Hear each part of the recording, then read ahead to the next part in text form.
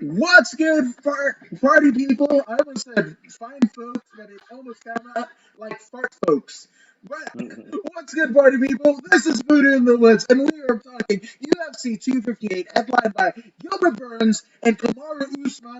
I have none other than the greats, Voodoo Maximus, Pius Eno Lobo, former UF MMA champion, and we're going to be talking about fisticuffs and let's get into it. But Voodoo, what are you doing? How are you? How is the world of?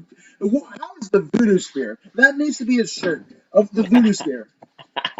Hey, I'm doing great, man. I'm doing great. I'm just, taking kids to football practice and all that, and coming back and getting a show on the road, man. How about yourself, man? How are you been doing? I noticed you've been at it this past few days. You've been on it day I, after day after day after day after interview after interview after interview. you know what? Here's the thing. I am just like I did interviews, right? I'm going to be doing this until somebody tells me no, right? That's kind of it. Like every show that I've ever been to, right? You know, everything that I've been credentialed for, in my head, people are gonna just go like, no, no, Woods, don't go there. And then do the Jamie Foxx back in the day, like that. You know?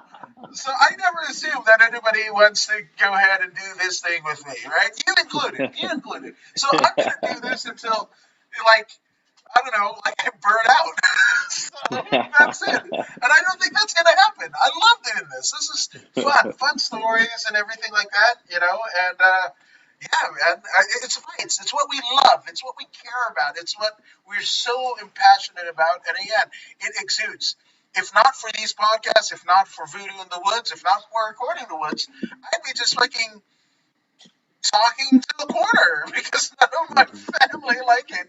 And not that that matters because they all like awesome shit that I probably don't understand. But even still, you know, that wasn't the prerequisite. You know, the prerequisite is whatever they love, do that shit, you know? And it's funny because my dad, musician, wanted me to get into music, me and my sister, you know, didn't if I can't speak for my sister, but I can speak for me.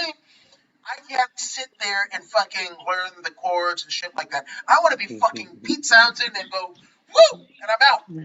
Look fucking cool and get the fuck out of there. You know, so, but once you know who won the pony, all of my kids, musical. Each and every one of them. Hey, man, it's in the blood. It's in the blood, man. It's in the blood. It just had to it just had to go to the right person, and it's with the kids. You know what I mean? And they love it. So you're gonna do what you do, and the kids are gonna do what they do. And Damn and right. and And and and and Pops is gonna be happy where he's at. I appreciate that. I appreciate that. But I mean, it's crazy because you were a football before MMA. You know, you were a football standout yourself, and your kids are doing it. That's pretty Well, damn cool. yeah, the kids are much better than me because I didn't play football until I was in the ninth grade, and I went. Actually no, the 10th grade because my junior high, Horace Mann Middle School, went up to ninth grade, so I had to graduate there. Then went to Westchester, and then Westchester, it was in the summertime, so my cousin was like, "Hey, let's play football." I'm like, "Oh, that thing on TV? All right, they get to hit people. Let's go." So I started doing it, and that's where the new voodoo came from, by the way. Yeah, Really? my boy Cy Osman, he named me that, and Frost off football, and it's stuck ever since. Wait, this I didn't know about you because I thought you grew up in the Valley region of Los Angeles. You went to Westchester High School?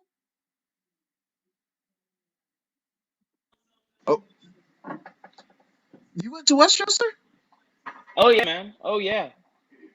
Couple of miles down from you. We were Y- both from Manchester. I was just a Yeah, little bit further, yeah, further west. my first middle school was Orville Wright. Like, and for those who don't know the LA region, right? Hey. I mean, I went to a school called Crozier Middle School, right? I mean, it's seventh and eighth grade. Seventh and eighth grade, I went to Yeah. Crozier Middle School, and then after that, you go to Inglewood High School. To where Voodoo grew up, Orville Wright is, kind of lead in.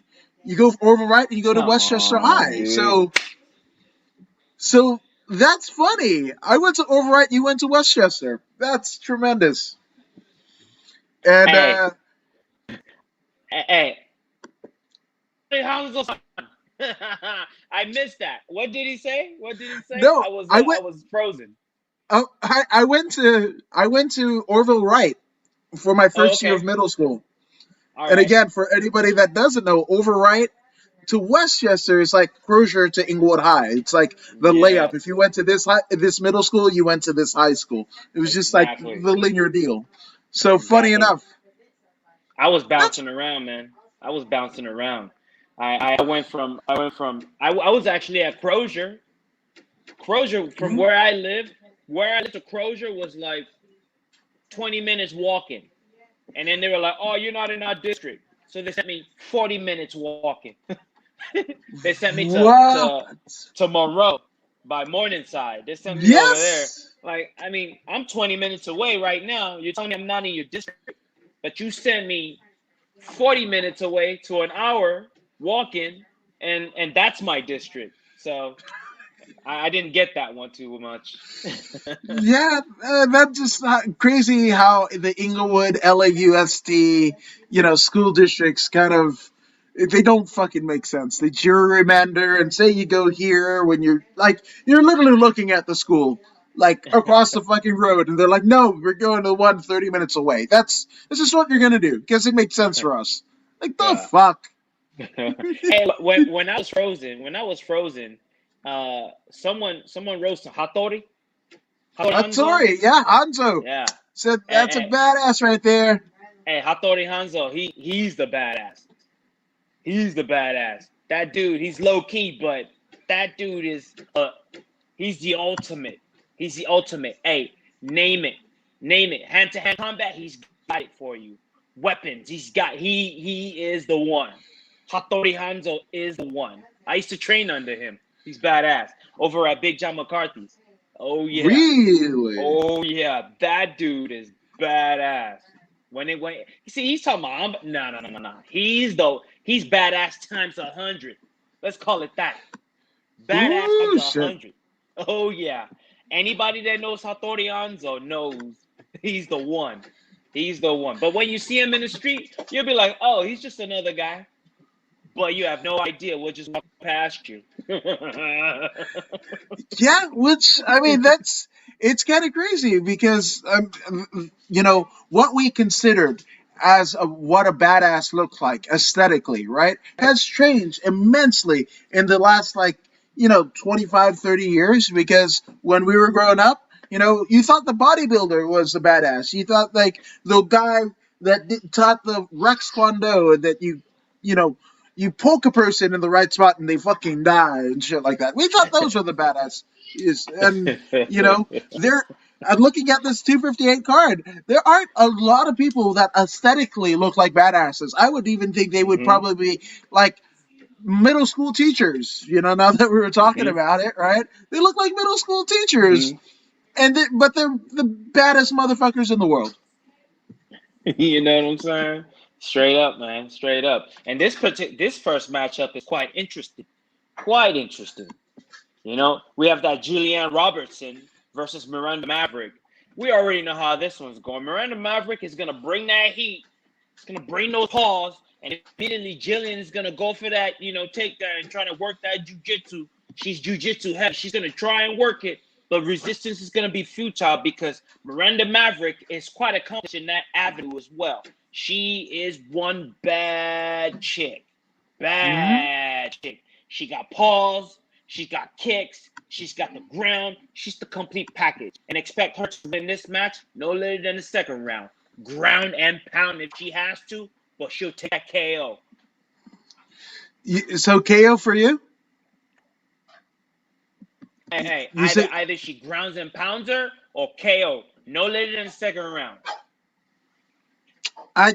That's what I'm going with too. I mean, her nickname, her fight moniker is Fear the Maverick. Like she wants you to fear Fear the her. Maverick. Yeah, you know.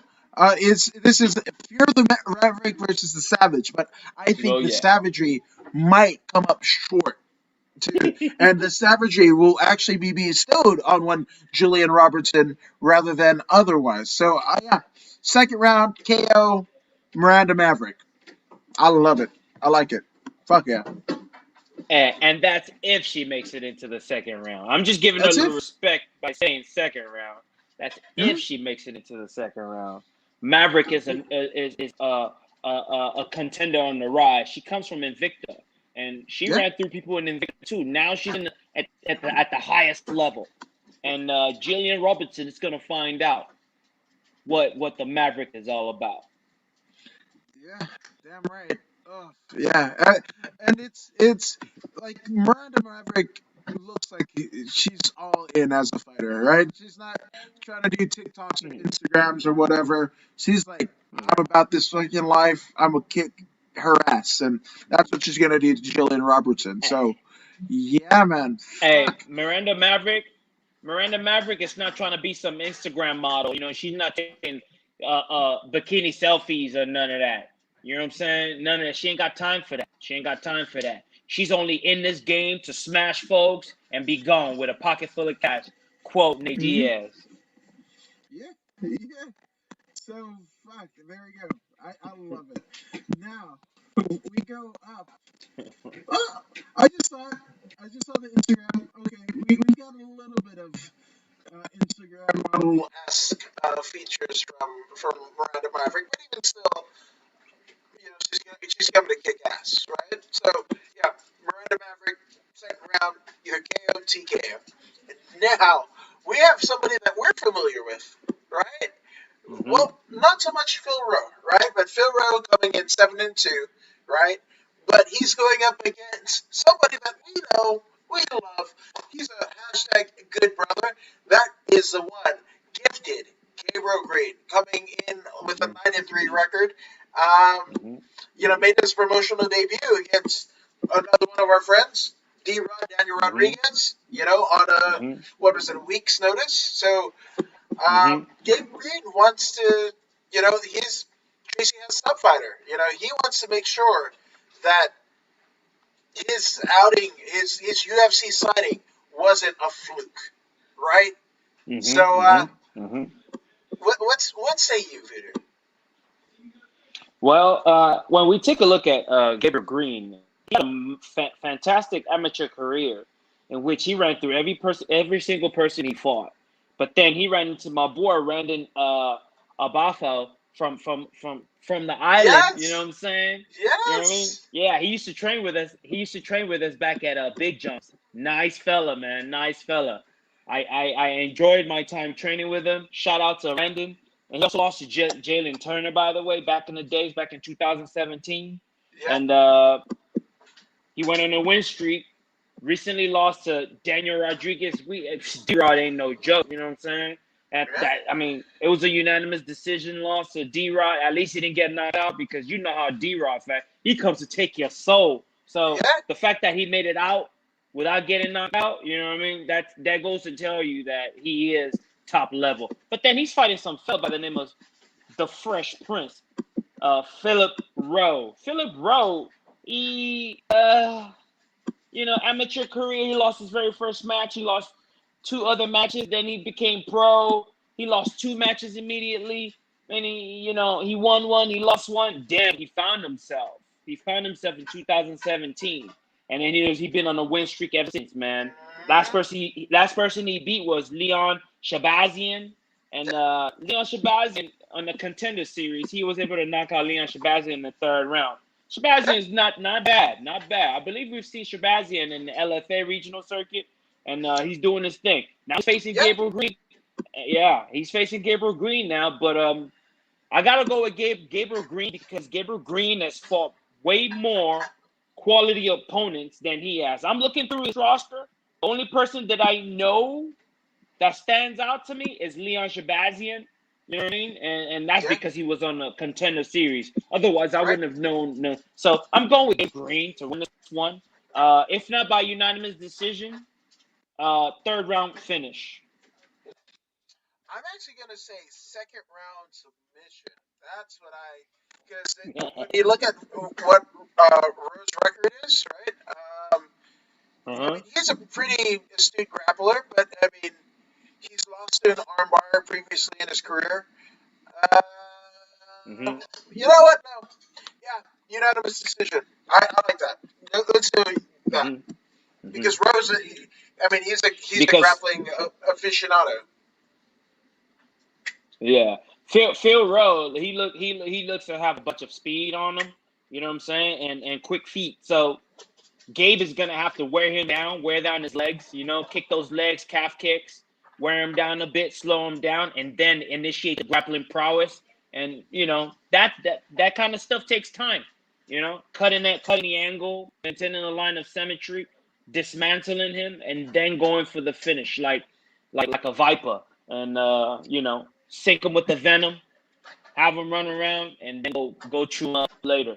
So Gabe Green in this one, either unanimous decision or third round knockout. That's what I foresee for this one. I like it. I like it. Fuck yeah. I like it. I love it. I want some more of it. So, Yeah. shout out to Gabe Reed.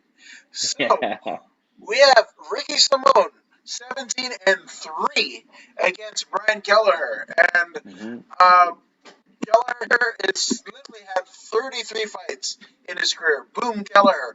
But the last time that we saw Brandon Kelleher was he got choked the fuck out by Ray Rodriguez back in September of last year. So Mm-hmm. I don't Mm-hmm. know. I don't know. But when you go to Ricky Simone Mm-hmm.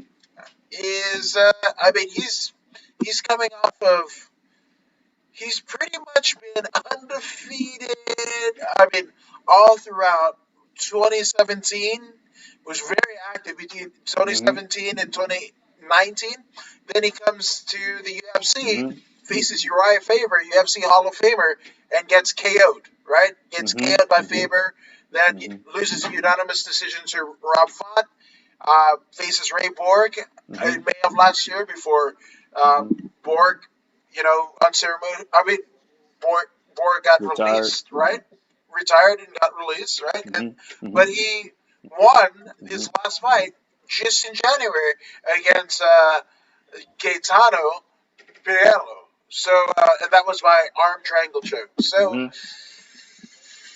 ooh, this is, because they both have submissions. They both, one thing that, what, Ricky doesn't have is a lot of KOs, right? So theoretically speaking, Boom Kelleher Mm-hmm. Mm-hmm. could knock Ricky Simon out or Simone out,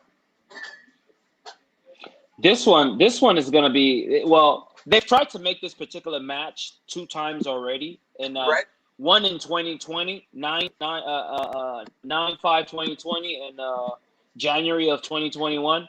Fell off. Now third time's a charm. We're about to get what we've been looking for, and this particular one, I think the wrestling prowess of Ricky Simone is gonna Simone suffice in this Chale. one.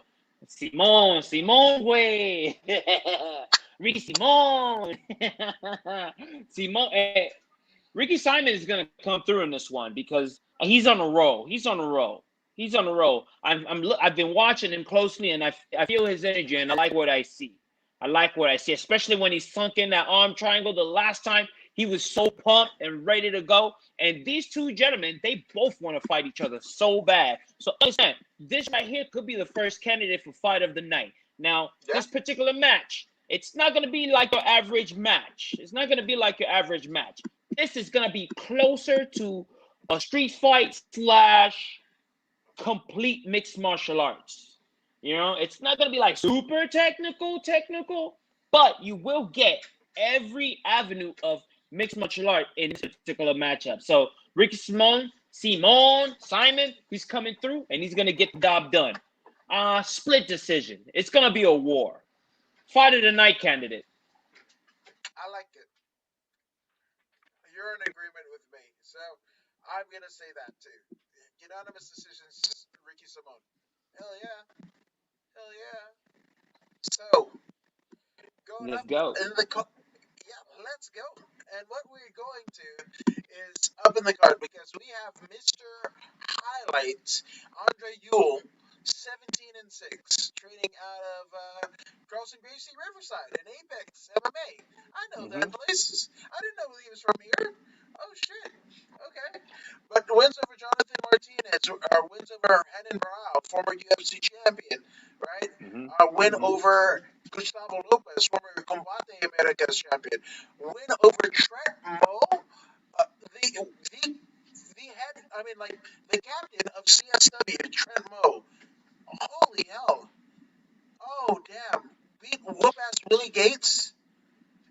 Oh, I mean, lost to Chito Vera, lost to our guy Ryan Lee, right back at Gladiator Challenge back in That's right. 2017, and lost to That's Jordan right. Winsky of Team Quest. Hmm.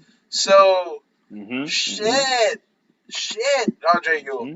you're impressing me, dude. Hmm. Like, fuck yeah, man. But he's facing Chris Gutierrez, right? 15-3-2, double champion. It's Hmm. El Guapo of a different. I think it's SCS. He was champion of Hmm. twice, right? But has win over Ray Rodriguez. Actually has a win over Jimmy the Brick Flick.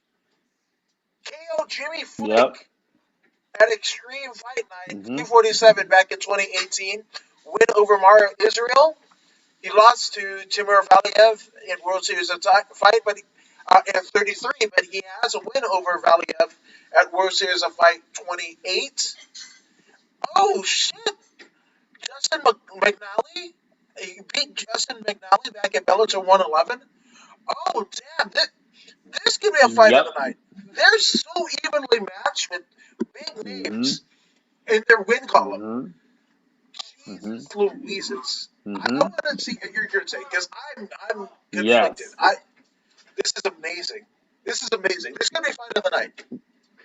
It- yes. The good thing about this fight is um there, like you said, it's very close, very close. But one guy has more success. He's tasted victory at least twice.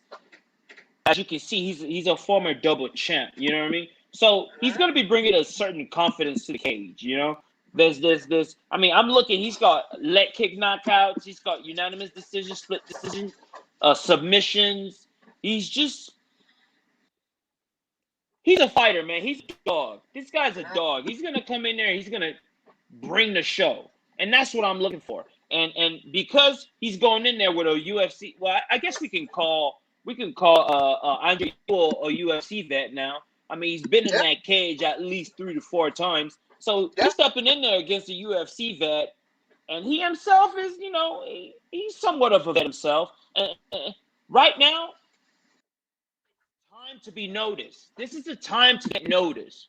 You're not gonna get much opportunities. You know what I mean? Right Right. now, during this COVID times, when you shine during this COVID times, people will remember you. Look at Kamzat Chimaev. You know what I mean? Yeah. So when you shine, you know what I mean. This is the time. So he's gonna be looking forward to shining, and I'm looking forward to backing him. And I believe he's gonna win this by split decision. By the way, Chris Gutierrez. He's the one for this particular This is the one. match.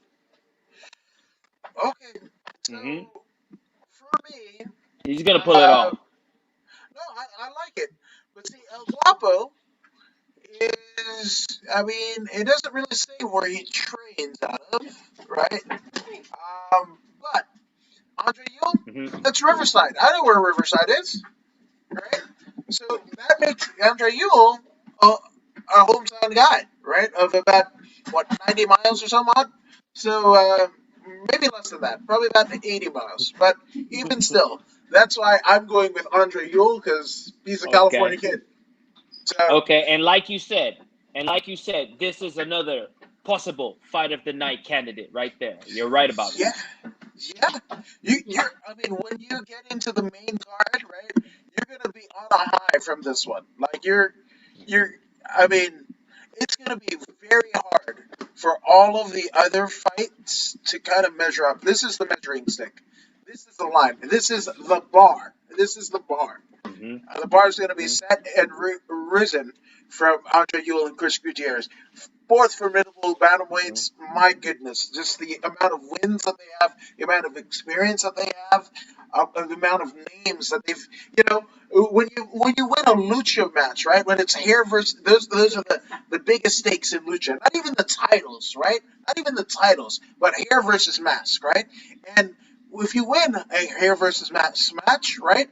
You essentially on your trophy wall you have either the clippings of your opponent's hair or their mask. You vanquish them, right? So with Yes. that all being said, Yes. the amount of Yes. people that both Gutierrez and Yule vanquished, it's amazing. It's amazing. So yeah, I mean this is going to be a feast for the eyes. This is going to be a sensory overload. And man, fuck, can we get to Saturday already? Most Because definitely. you could put this in the main event. This Can't is the main wait. event fight. Yeah, Yeah. shit, man. Yeah. I'm Indeed it so is, hyped. man. Indeed it I'm is. so So this hyped is for where this these one. two gentlemen,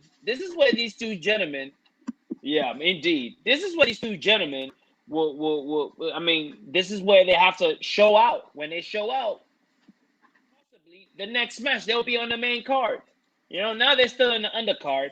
This is where your Yeah, resume has to be polished and taken to, you got to take yourself to that next level. You know what I'm saying? After you win, you make sure people remember you by doing a great job on the mic. You know what I yeah, mean? And sell yourself. You know, the undercard is pretty much a job interview for the main card. So do yeah, a good job on the card, and the the main card is waiting. You gotta be able to show the folks at the UFC that you are the right person for the job. no, absolutely, absolutely. And one person that is absolutely right for the job is Voodoo Maximus, to which Derek Boyd says, "Sup, Voodoo Maximus." What's up, buddy? What's up? How's the little baby, man? I hope everything's great over there. Shout out to you, Derek Boyd. Appreciate you and Hanzo. Uh, so we're going into the first female fight of the night. This cup in the women's strawweight division. We have Mallory Martin, right? 7-3, ranked number Hmm. Hmm. 24th strawweight in the Hmm. world as ranked by Tapology against Brazil's Poliana Viana. Viana. I'm Hmm. sorry. That was weird for me to say. I don't know Hmm. why. But Poliana Viana is Hmm. essentially 11-4 professional in MMA. She is the Dama de Ferro. For those who don't speak Portuguese, and I don't, I'm not claiming that, but I'm pretty sure that means the Dame of Fire or the Fire Dame. She's a classy lady, Hmm. but she spits the fire. Hmm. So my goodness. I mean, she's got wins Hmm. over Amanda Ribas at Jungle Fight back in Brazil Hmm. back in Hmm. 2015.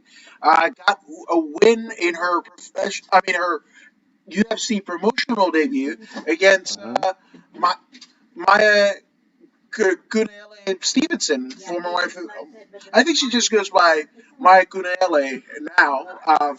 But Maya has obviously competed in the UFC. She's recently competed in bare knuckle fight, and Hmm. she's a significant other of the Mexicutioner Joey Beltran. So Hmm. there you go. But she's also Hmm. faced losses to J.J. Ulrich, Hannah Hmm. Cyphers, Verona Macedo, Hmm. right? But Hmm. won just last year in August over Emily Whitmer. So she has that Hmm. win. Now going on to the other side of the cage, we have Mallory Mountain, right? Her record's a little bit cleaner, 7-3, right? Hmm. And she's Hmm. got Hmm. a win, much like her opponent of the night.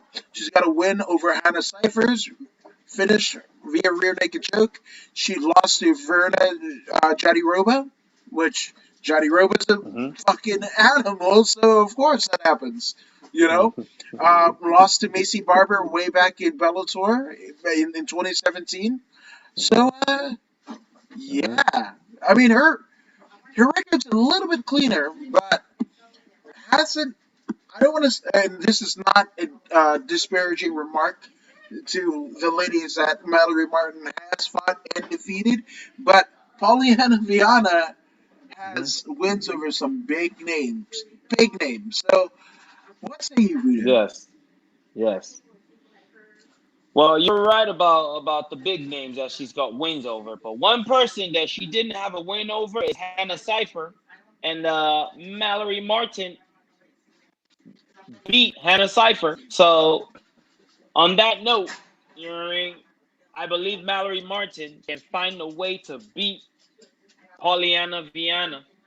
So I'm going with Mallory Martin. Sneak this one out on some kind of split decision type win. Okay. Yeah, that's not bad. Because, I mean, you got to think about it, right? So, Pollyanna, she started her career in 2013. That's like Hmm. damn near a decade in combat Yes. sports. And I Yes. have to think, I have to think that that's going to, all those miles, they add up. We saw it obviously this past weekend with both Frankie Edgar and Alistair Overeem. You know, at some point, those fights, right? Obviously, those are Hmm. your your your what is it? The damn resume. It's your resume, right? All those fights are your Yes. resume, Yes. living testament. But at what point is it? Do you have too much experience that you're overqualified for a fight, Hmm. right? So Hmm. that's what I think is going to happen. So I too think that it's going to be a decision win by Mallory Martin because again, I think Hmm. it's just the amount of punishment that she's put on her body to get to this echelon that might be the determining Hmm. factor. And furthermore, this UFC, not UFC, this MMA game that they play, that we enjoy watching, that they play, it evolves so quickly. It evolves so quickly because it's so international. And because it's so international, all these people from all around the world are bringing whatever it is that they have from their country, and they're bringing it to us in that octagon. And we get to see it. And once we see it, other fighters see it. And they're like, oh, I like that. I like what you're doing over there. I'm going to take that tool and incorporate it into my bag of tricks. Now, you've been fighting since whenever you've been fighting, 10 a decade. Have you evolved with the game? This is the question. Have you evolved with the game? Now, it's not about age, right? It's not about age. If you can evolve with the game and keep up, then you'll be fine. But if you cannot evolve with the game and you're still using, even though you are the best in what you do, but if you are not an evolved fighter, what you do that's so best, it's like a computer, a computer from last year to a Yeah, computer from this year. They're both computers, but one is better than the other. The Intel processor is different, right? Because they're always upgraded. They're always MMA is just like a computer. A computer from last year to this year, the one from this year is doing so much better than the one from last year. You know what I mean? 10 years ago, 20 years ago, computers were the size of a room. Now, my computer is this little tiny phone that I'm looking at right now, little bitty yeah, phone like this, doing the job of that big giant computer and doing it way better. So, this is the evolution of the sport, right? Just like technology, the sport itself is evolving at a rapid pace. And if you are an old fighter and if you're not keeping up, you will be passed over. You will be outdated, like these computers become outdated when they are not yeah. upgraded.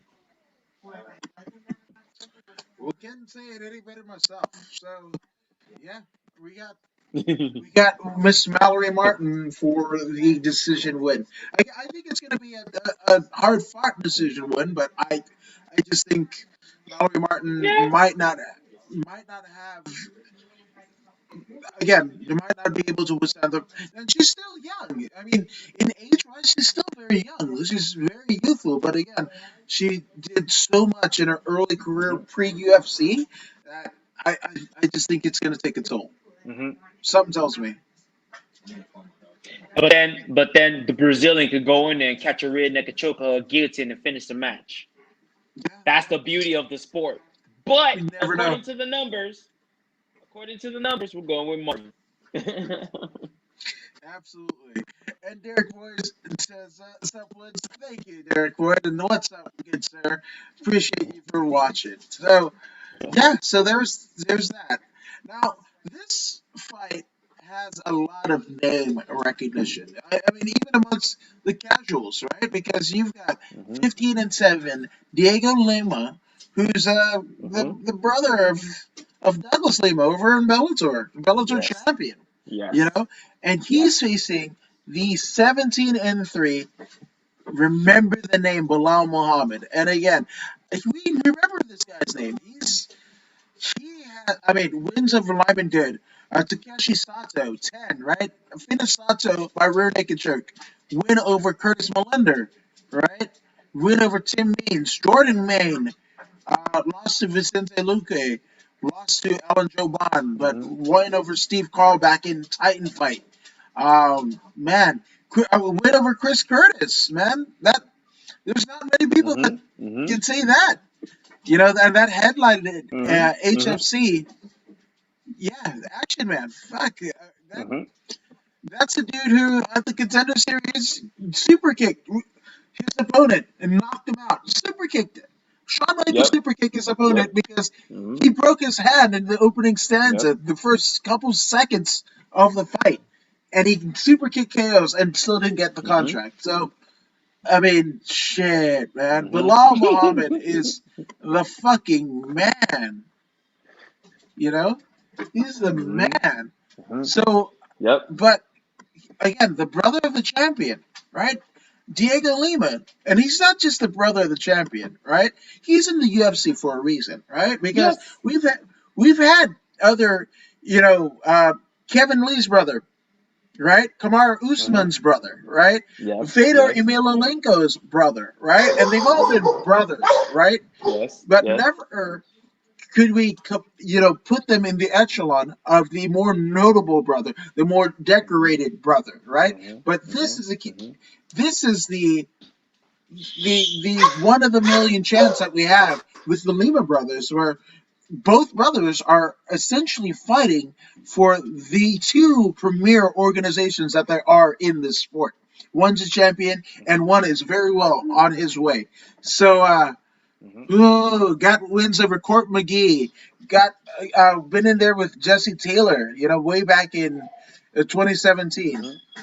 Uh, lost to Tim Hmm. Means. Lost to Eddie Gordon. Uh, Hmm. yeah, I mean, whew, Hmm. these boys got some names and some miles on them. But I want to hear your take, Peter. Okay, so uh, Lima is currently on a 3-fight win streak, which is fantastic. I'm looking at the people that he's beaten. The most recent people: Chad LePrise, okay, first round knockout. Court McGee. Court McGee is like 50 years old. Split decision. Split decision with Court McGee. Okay. Luke J. I'm gonna just call him Luke J. Another split decision. So he's cutting it too close for my liking. Cutting it too close. Cutting it too close. I mean, Bilal Muhammad, from the very first time that I saw this young man fight, he said, "Remember my name," and I said, "Bilal Muhammad." That's your Yeah. name. That's your name.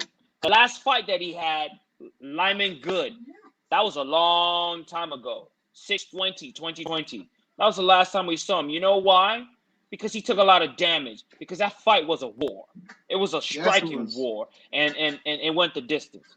Now, one thing that I know for a fact about Bilal Muhammad, his hands and feet are unstoppable. Mm-hmm. Unstoppable. He can throw hands and feet with anyone in that weight class. Anyone in that weight class he can hang with. Anyone. But you're gonna have to kill him. You're gonna have to knock him out. and he's ready for that. Now, he's not the kind of dude to go split decision. You're either gonna beat him convincingly, or he's gonna beat you convincingly. Split decisions ain't gonna kick it here. It's not working here. And I'm going with Bilal Muhammad to win this one. If not by third round stoppage, by unanimous decision. Yeah, I'm gonna do that too, and I'm actually going to not waver, but I like that Bilal in the third KO. That's what I'm going with. I think you're pretty spot on with that. I think it's Bilal Muhammad by third round KO because Diego is a tough one to put away. He's got excellent jiu-jitsu. You know, he does have some knockout power on his hands, right? So, but I just think that Mm-hmm. Bilal is going to take Diego Lima to his brink and just break him in the third round. It might even be Yeah. like What? seconds Yeah. Once from. Bilal, Muhammad comes at him, once he comes at him, Diego is gonna initiate jiu-jitsu right away, immediately. He's gonna initiate the jiu-jitsu. Yeah, yeah. He's gonna realize that he cannot stand with Bilal Muhammad. His hands are too good. But the good thing about Bilal Muhammad here is his takedown defense is phenomenal. Phenomenal takedown defense. So that means Diego Lima is gonna have to work that much harder to try and get him down, which is not gonna happen. I believe he's going to be unsuccessful in trying to get him down, which is going to weigh down on his cardio and his confidence. Because he can't take the man down to initiate his jiu-jitsu, he's going to take a beating standing, which is why I predict the third round knockout. Yeah, that's a picture perfect assessment. So yeah, this is a consensus pick. Bilal Muhammad, third round KO, right? KO, TKO. That's how it's going to go down at UFC 258 prelims. Yeah, we're still at the prelim card, which again, that fight, as good as it's going to be, could be on a main card. But you know, they're cutting their teeth even at what, damn near 40s. Yeah, like over 40 fights between them both. It's incredible that they're on the prelim card, but that just shows you how stacked this 170 division is, and the entire UFC is, Yep. Indeed. So going up in weight and up in the card, we have the undefeated Rodolfo Vieira, right?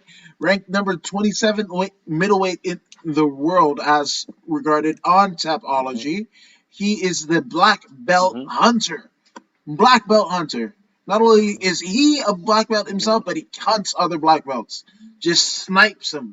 You're talking about Dora the Explorer, swiper, no swiping, swiper, no swiping. Nope, that's not what you're getting out of Rodolfo. He's going to swipe the shit out of you, good sir. And he's got wins. He's got wins over Oscar Vichota, our arm triangle choke. He's got, this is a Spider International BJJ competition final. He basically arm triangled Anderson Muniz, right? So a lot of grappling. High level grappling prowess. He's won the 2013 IBJJF. For those who don't know, it's the International Brazilian Jiu-Jitsu Federation. He was a world champion in 2013. The only loss in this particular IBJJF was none other than Buchecha, Marcus Buchecha. That is his only loss in 2013 in Jiu-Jitsu. So that should tell you all you need to know, because, again, go ahead and put in the Google machine Buchecha. Known by just his last name only. That dude is stone cold killer as you can get in Jiu-Jitsu. So, my goodness. Now, on the other side, we got fluffy Anthony Hernandez, 7-2, an LFA veteran, right, fighting out of the MMA Gold Fight Team, right? He has a loss over Kevin Holland. Remember that? That was one of the many highlights that Kevin Holland had, was when that knee to the body, the ground and pound, that first round 39-second KO back in May. Yep, Hmm. that the recipient was Anthony Hernandez, unfortunately. But has a win over Brandon Allen at LFA 32. Brandon Allen is also in the UFC now, so that just shows you how high the level of competition his pre UFC incarnation was. So Hmm. so yeah, I just the jiu-jitsu prowess of Vieira. I say Vieira first round submission. I'm not gonna argue with you, man. I'm not gonna argue with you because when we look at Mr. Fluffy, when when we look at the ways that he's lost, like you say, he took the knee and then anaconda choke, and then when you go to his amateur career, rear naked choke. So he's susceptible to two different kinds of chokes Mm-hmm. according to the data. His opponent is a grappling ace who happens to be perfect in mixed martial arts. So Yes. the only way to stop Rodolfo Vieira is to knock his block off. And if you don't knock his block off, you're gonna go to sleep. And the chances of knocking his block off is a lot less than Mr. Fluff going to sleep. So I'm going with you, Mr. Fluff going to sleep no later than the second round. Submission. Yeah, I like it. I like it. Now, you know what? This one is a crazy fight, just stylistically, right? Because this one is also in the 185-pound division, commonly known as the Hmm. middleweight division, right? And this is the reason why this matters, right? I mean, all of these fights Hmm. matter, right? But the reason why this matters, right? Because we have this is a card of middleweights, right?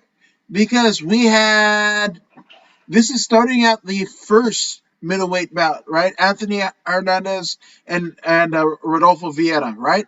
Then you go up to Hmm. Julian Marquez and Maki Pitolo. That's another middleweight bout, Hmm. right? Then you go Kevin Gastelum, Hmm. Ian Einich. That's another middleweight bout, right? Hmm. And yeah, Hmm. that's ooh man, this is a middleweight, the UFC middleweight showcase. By Hmm. God, this is going to be awesome. But the second, the second middle consecutive middleweight fight and the very first fight of the pay per view card, the main card, we have Maki Patolo, 13-7, ranked number 70 in the middleweight division as ranked by Tapology. He is going up against Julian Marquez, 7-2, number 54 ranked middleweight in the world. And the Cuban Missile Crisis looks Hmm. like that. Like he looks like a Cuban Missile Crisis. He almost looks like I. I mean, Voodoo, you know about myostatin inhibitors, right? You know, cue the dog. Because one of the best cases of a myostatin inhibitor is a dog, right? Is a pit bull, just yoked as Yes. all hell. Yeah, Yes. Yes. yeah, and Yes. there's the myostatin inhibited cows, right? That they're yoked as shit. I mean, Yes. they look like Julian Marquez, right? But Yes. Yes. but he's going up against a tough coconut bombs, Maki Patolo. Now, Maki Patolo had a rough go the last couple fights because he ran up against Impa, Impa. I'm gonna. Hmm. He's one name to me, Impa, right? But Yes. obviously, Impa. This is Impa before he got flash kick KO inseguried by the other guy. I forgot that guy's name. I've already forgot his name. It's funny. Yeah. Before he got sent to the shadow realm. Yes, by Joaquin Buckley. Yes. Yeah, it's Shadow. I mean, he got Shadow. He pretty much got Shadow banned. That I can't even remember what the fuck he did before it. You know, but again, we've got we've got coconut bombs, right? He's got Yes. wins over a lot of people not in the UFC, right? He doesn't have. I mean, Yes. he lost to Dakota Cochran, right? Bare knuckle veteran and adult performer. Uh, But he lost to Yes. Dakota Cochran by guillotine choke. He got choked by the Pone Mhm, Star mhm, back in 2017 at Victory FC 58, right? And yeah, yes. I Yep. mean, he doesn't have. I mean, he had the impressive win, obviously, on Dana White Contender Series back in 2019, July 2019, right? And then he also had Mhm, a win. He won his promotional debut against Charles Bird, with the ground and pound mhm, you know, at the undercard of the Amanda Nunes Felicia Spencer fight. So that's mhm, Maki Patolo's kind of record going into Saturday, right? But mhm. on the other side, we've got the Julian Marquez, the Cuban Missile Crisis. His 7-2 wins. I mean, his last loss in a while was the most recent loss over the one and only Alessio Di Chirico, right? But he's got Mhm. wins over Yep. Darren Smith, Phil Haas Mhm, back at Dana White's Contender mhm, Series. mhm. At LFA, win over Cameron Olson. Matt Hamill? Matt He beat Hamill. Matt Hamill? First Back at. round. Whoa! Talk about a name. Matt Hamill at Combate Americas 9. That, that is Mhm. so it is so weird. That's why I love MMA. It's just so weird. Right? The only man who has a win over John Jones, right? Lost to Yep. the Cuban Missile Crisis in Combate Americas. Yep. The That's only so man crazy. in the world that yeah, it is very crazy. It is very crazy. The only man in the world to ever beat John Jones by taking by getting bludgeoned. He was bludgeoned. He was laying there motionless, halfway to death, and he Yeah, still won the match. yeah. He won the match dead on his back. How do you win a match dead on your back? You know what I mean? I don't understand that one. I just don't get it. I don't get that one. The man was dead. You know what I mean? He was dead. How do you win a match when you're dead? So that I don't get. I don't get it at all. But we know about the coconut bomb. When the coconut bomb is in town, you're guaranteed a show. Ain't gonna be no grabbing and trying to trying to smother. No, no, no, no, no, no. Coconut, like the man's name is Coconut Bomb. That's why I'm going for Coconut Bomb. I don't care how he wins. I just hope he wins because he's on the what 2 fight losing streak, Yeah, and the UFC's got so much talent. Especially, I mean, they got talent from Hawaii, so they're not going to miss him. So if he yeah. loses, there's a good chance it's 3-and-out, 3 strikes and you're out. So I don't want to see him go because he's an entertaining fella. So I'm pulling for him to win this one. His opponent Julian Marquez, he still got a fight that he can lose. He can still lose a fight. So Yeah. I'm going with Marky Patolo to win this one. Hopefully, no less than split decision. Anything less than split decision would be unacceptable. Yeah.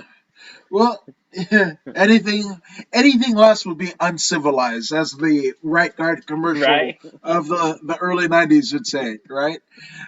So yeah, that's facts. See, I'm torn, right? Because my heart says Maki Patola, right? Statistically speaking, Mhm. it's statistics bear on the side of one Julian Marquez. And again, the Cuban Missile Crisis, Yeah. I see that shit on a shirt. That is that you can sell. He looks ugh, Yeah. like a Rottweiler, damn it. So Yes. Yes. I don't The know. man is I want scary to. looking. He's scary looking. Ah, fuck, man. I'm gonna go Marquez.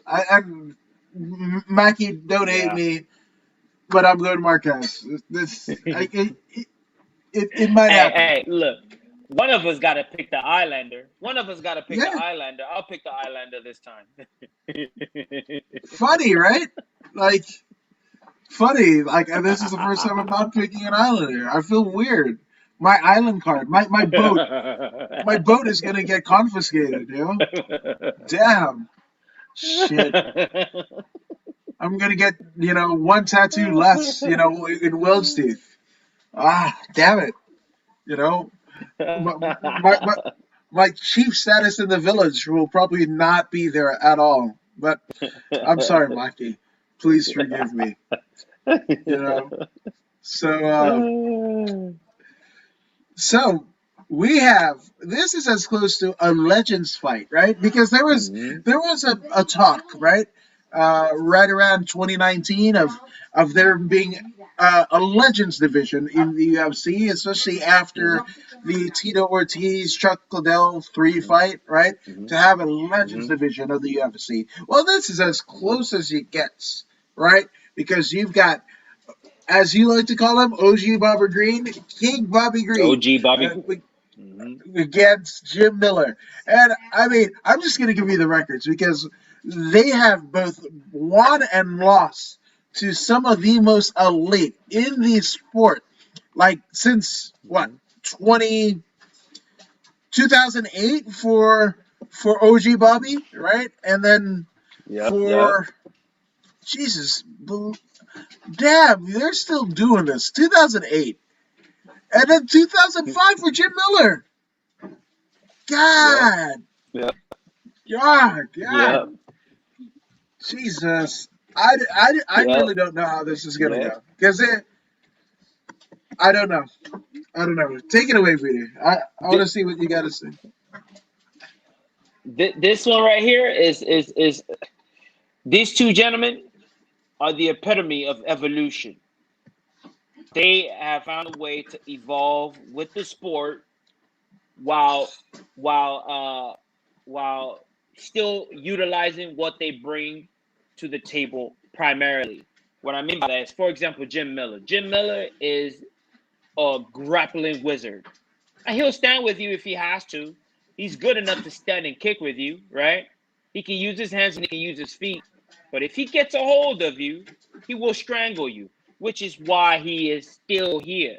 He's able to strangle most folks. You know what I mean? He's able to control the match and put the match where he wants the match to go. And I mean, if you look at his record here, Jim Miller, man, 2005. Are you serious? 2005. Man, I was and literally 2 years out it's of all high true. school. It's all true. Two, It's all true. It's all true, man. Look, hey, from this very second fight, second and third fight, rear naked choke, arm triangle, arm bar, rear naked choke, triangle, doctor stops, guillotine, rear naked choke, decision, unanimous decision. Now, these decisions means he is controlling the entire outcome of the match. mm-hmm. Whatever's going on in that match, he's controlling most of it. This is why he's winning by unanimous decision. Shoulder injury, arm bar, knee. Notice I haven't said knockout yet. Rear naked Mm-hmm. choke, unanimous decision, arm bar, guillotine, head kick. That was his first knock. Oh, well, he got knocked out. He got Yeah. Donald Cerrone head kicked him. Yeah, Yep. he also I lost to remember Benil that. Dariush. Yeah, Yep. yeah. He lost to Michael Chiesa. Mike Chiesa's the big dude. You know what I mean? That was back when Chiesa used to cut to 155.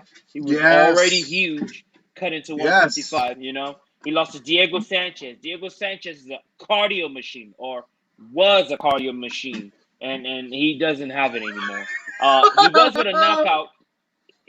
He was able to knock out Takanori Gomi in the first round and then finished it with ground and pound. But I mean, you get the idea. You get the idea. The man, he's able to maintain his longevity by maintaining control. The last person he fought was Vince Chell, and before that he fought Roosevelt Roberts. He was able to snatch the armbar on Roosevelt. He tried the Yeah. same thing with Vince Pichel, but Vince Pichel was wise to his game. Vince also Mm, is a very, very intelligent grappler. So he was able to defend pretty well and put tips on the old man. And when you look on the other side at OG Bobby Green started his career more like a. I don't want to disrespect him by calling him a street fighter, but he was more put hands on you type guy. He was more of a put hands on you. yeah. Lots of wins, total fighting alliance, Mexico region. You know, he fought. He was like an underground dude, underground king. He ran into Joe Lozon, Dan Lozon. He lost to Dan Lozon, rear naked choke. Back then, he wasn't his ground game was not that solid. So Joe Lozon's brother, was able to finish him off. Then he went back on his winning ways. He was in King of the Cage, Immortal, King of the Cage, Respect the Cage, Tachi Palace, doing his thing. You know what I mean? King of the Cage. Then he joined Strikeforce. He lost his Strikeforce debut, but then he went back on his winning ways. The man is a survivor. The man finds a way to win. Now we're talking about 2011, and he's starting to understand the grappling game because now he's winning by arm triangle choke, rear naked choke, decision, rear naked choke. So now he's like, okay, I can't keep beating up my body by fighting in wars. You know what I mean? Slamming my bone against someone else's bone. Sometimes you gotta play things smart. You gotta become a complete fighter, a mixed martial artist. This is what we're doing. So he left the street and became a professional fighter around 2001, 2011, 2012, and then he entered the UFC on the Aldo versus Edgar card, UFC 156. He beat Jacob Volkan with a rear naked choke in the third round, and then up until now, he's been doing his thing. He lost to Edson Barboza, excellent kicker. Dustin Poirier, first round knockout. These things will happen, but then he got back on his winning ways. One thing we know about him, during his COVID times, he was one of the people that shined bright. His star shined really bright. Not many people get to go the distance and beat Clay Guida by unanimous decision. It's usually split decision if you're gonna beat him. And he outworked Clay Guida. He outworked Clay Guida by keeping that distance, using his jabs really well. You know what I mean? His front kicks, his leg kicks, diversifying his portfolio, his striking portfolio, his MMA portfolio. And he won. I think he fought 4 times. He fought 4 times. He lost his last match versus Thiago Moises. But hey, unanimous decision. It was a good match. Even in his loss, he was still gracious and happy to be still doing this. Now he's fighting another veteran, Jim Miller. A wizard. I will give him that. But I feel that OG Bobby Johnson can do exactly what Vince Pichel did, which is defend against a takedown and piece him up real smooth, something real nice. You know what I mean? So Jim Miller, I see him losing either by knockout or unanimous decision. And if he does get knocked out, no later than the third round. He'll get knocked out in the third if he gets knocked out. Otherwise, unanimous decision win for OG Bobby Green. All right. You sure it's not OG Bobby Roberts?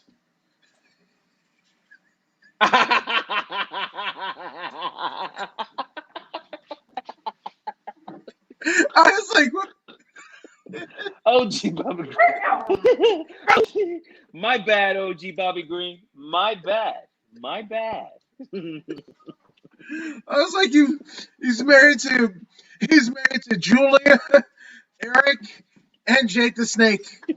They're all Roberts.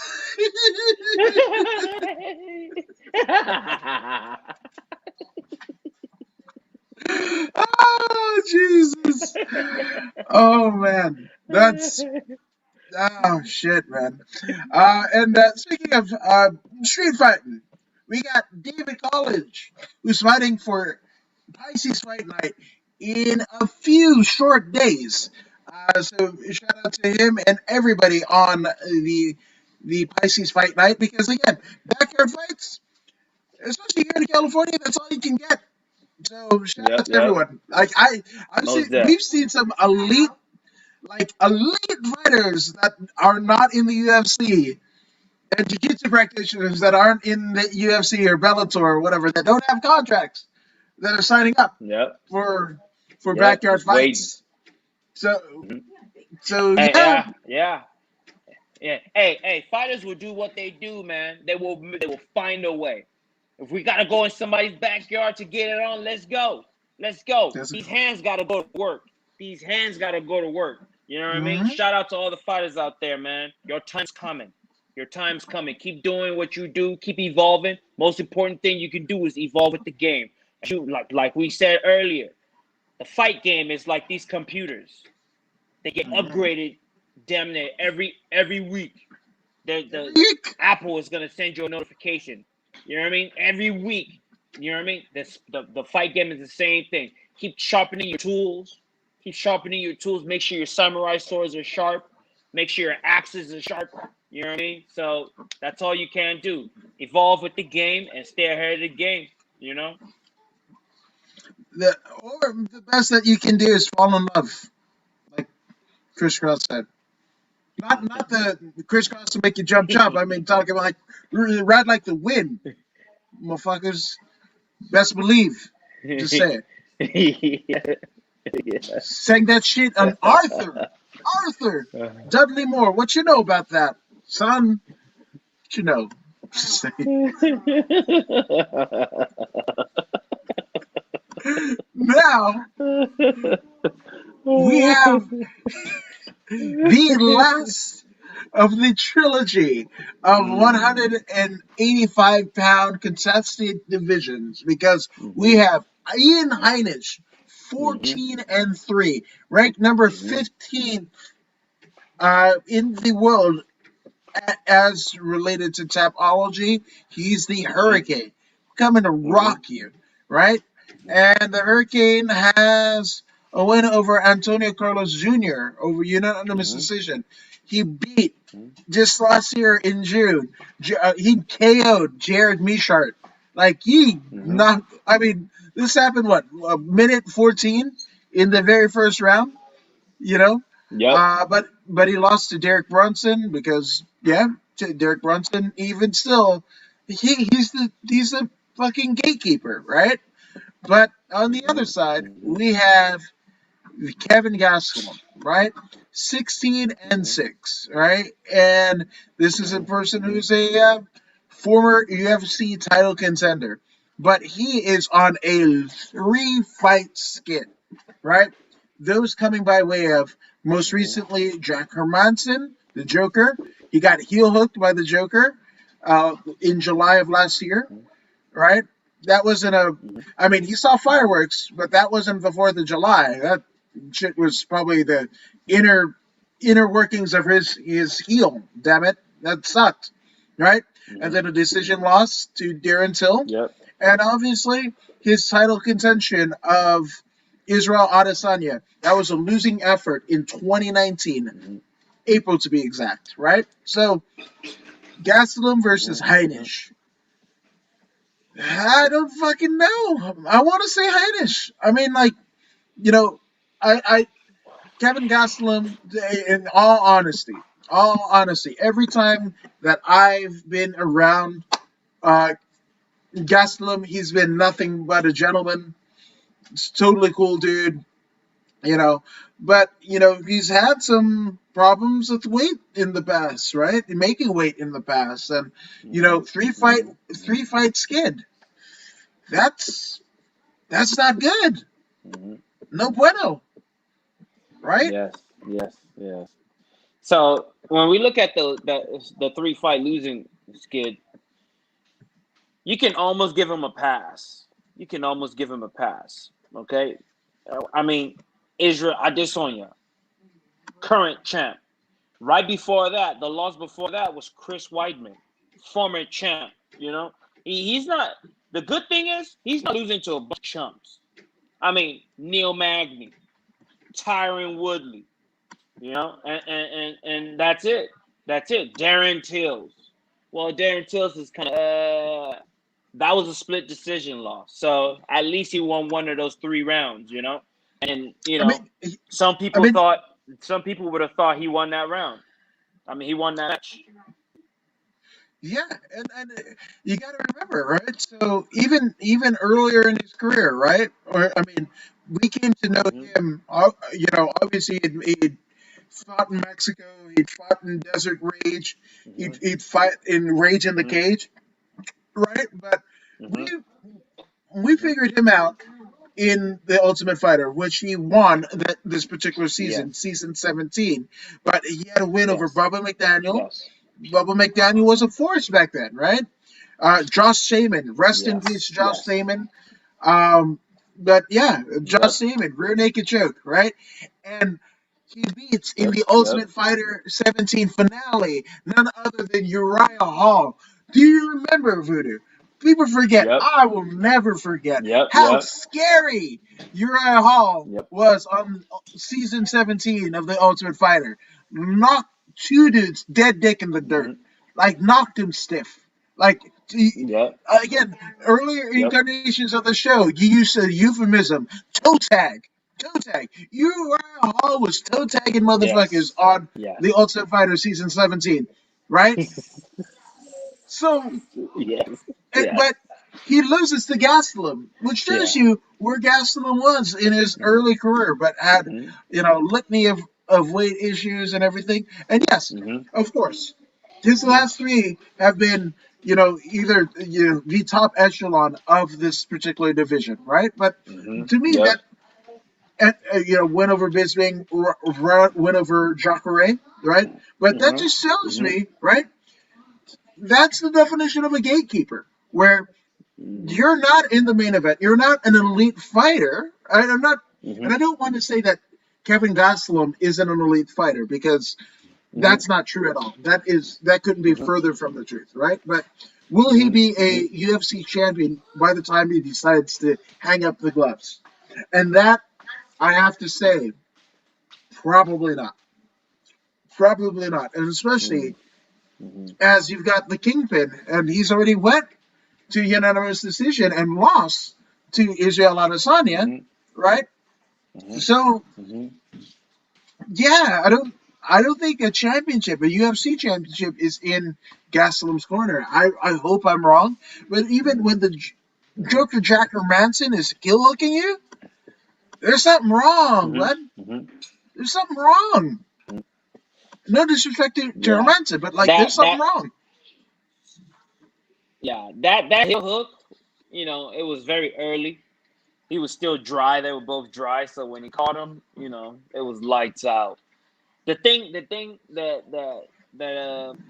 my personal opinion of Gastelum in this 185-pound division is he's too small for this division. He's Hmm. too small. Um,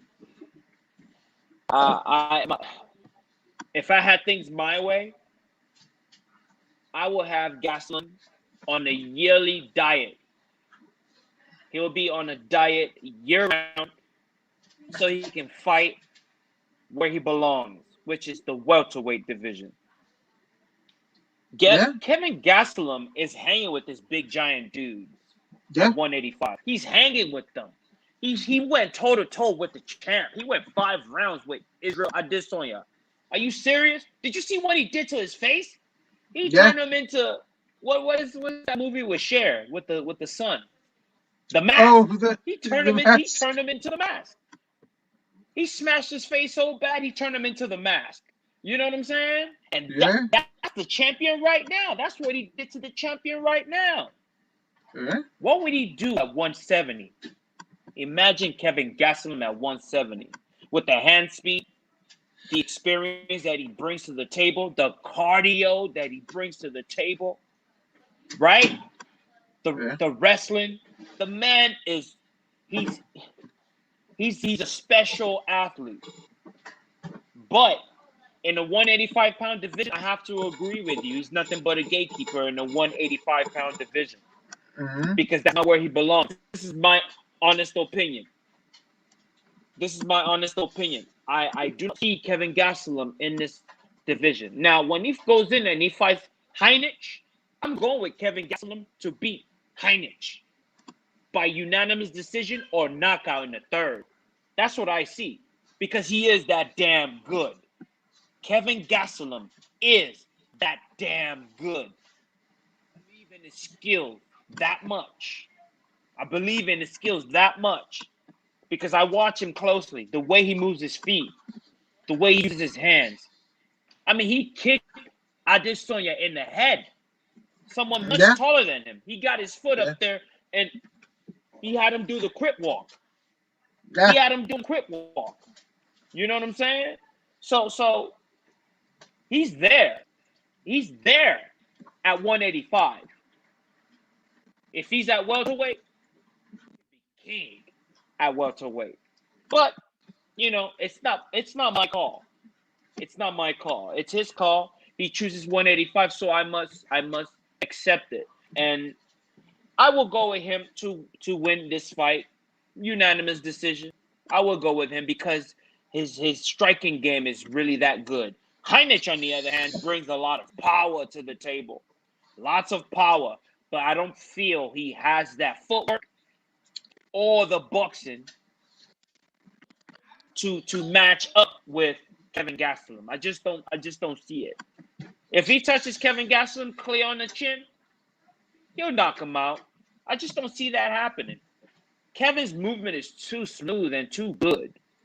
Too good. I mean, he is with Rafael Cordero, King's MMA.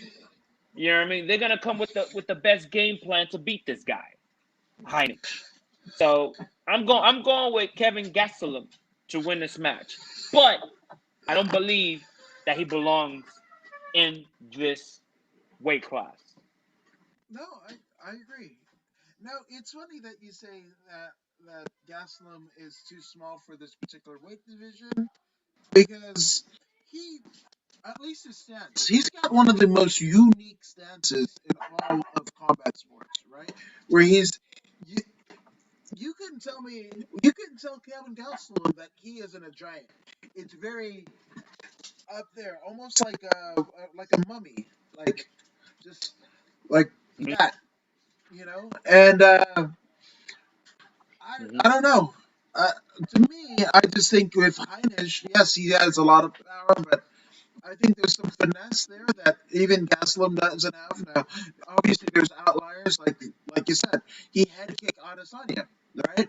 That's an outlier, right? That's somebody that you know Mm-hmm. that even though is a giant, is small enough that can get that aim and that accuracy from such a low center of gravity, right? Mm-hmm. But Mm-hmm. with that all being said, I think Heinisch's power, he's going to find a way. He's going to find a way. And to the longevity of the division, I Mm-hmm. think Heinisch winning has more stake, right? Because Mm-hmm. if Gastelum wins, right, then he gets Mm-hmm. put up into the top echelon again, where I don't Mm-hmm. think he might fare as well. He'll fare the exact same way. The equation will still Mm-hmm. be there, right? So, you know, Gaslam, let's say, gets cut. Like, doesn't take a lot of damage, gets cut. Goes over to Bellator, goes Mm-hmm. out. He can't go to PFL until next year because of the season, Mm-hmm. but he goes to Bellator. Yes. Like he goes to one championship, and I think one would be, ooh, no, one would be bad for him. One would be horrible for him Yeah. because there's so many like elite and fast strikers, even in that weight division or a lower weight division. It's scary. That nasty Yukin kid, Mm-hmm. it literally like fucking up Eddie Alvarez. Obviously different deal, but just those Asian countries, those Indian countries. One is featuring a lot of Indian and Pakistani fighters. Mm-hmm. And they look like fucking like banshees. So I think Bellator would be Mm-hmm. a nice place for um, for Gastelum to go. You know, so I think Heinisch Mm-hmm. actually has a little bit more UFC stock. That it means a little bit more him winning. So that's why I'm going with Heinisch. Mm-hmm. Okay, that I can respect that. I can respect that. Even if Kevin Gastelum loses this fight, I don't think they'll let him go. I don't think they'll let him go because already the division is very very it's not that strong. Because right now Bellator has a stronger division, 185-pound division. Bellator has a stronger 185-pound division, right? Yeah, Would you agree? absolutely.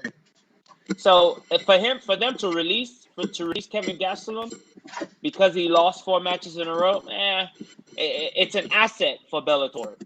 I don't think they want to be playing that kind of game right now. I'd rather keep Kevin Gastelum on the roster and keep him losing with me rather than go somewhere else. You know what I mean? Yeah, That's what I would do because he's still very young. He's probably what 29, 30. He's still yeah, he hasn't. I don't think he's peaked yet. I don't think he's peaked yet. You know what I mean? When he gets that diet down, then you'll see the true Kevin Gastelum. Right now, I think he's carrying too much weight. He's carrying too much weight. He's so good, yeah, and he's been good for a long time, and he keeps getting better. That's the good thing about this guy. But I personally feel he's too large. He's too round. He's too round. He's too round. I feel he needs to drop 15 pounds. I mean, me myself, I'm fat, and I know I'm fat. Hey, I'm 198 pounds right now. 198 pounds. I've lost 21 to 22 pounds since pandemic. Well, I'm not gonna blame pandemic. Since I allowed myself to get out of hand during pandemic, okay. I went up to 217. Now I'm about 118. About what 21 pounds? 198. I'm about 21 pounds low, something like that. You know, I feel fat. I know I'm fat. I can feel the slowness. You know what I mean? I know the difference between I'm light and he's fighting fat. Fighting fat. And he's successful fighting fat. Now, if he takes the fat off, how good can he be? How good can he be if he's able to take the fat off? He'll be that much faster. He'll have that much more cardio because he's not carrying that extra weight. You know what I'm saying? He'll be Yeah, more crisp, right? His clothes will fit better. You know what I'm yeah, saying? I don't know, man. I just wish he was in the 170-pound division. I guess I'm yeah. just gonna keep on wishing because he don't give a damn what I'm talking about. Tacos and taquitos are fucking great, So shit, I ain't mad at that. I You love know. how I'm trying to get to your weight, Peter.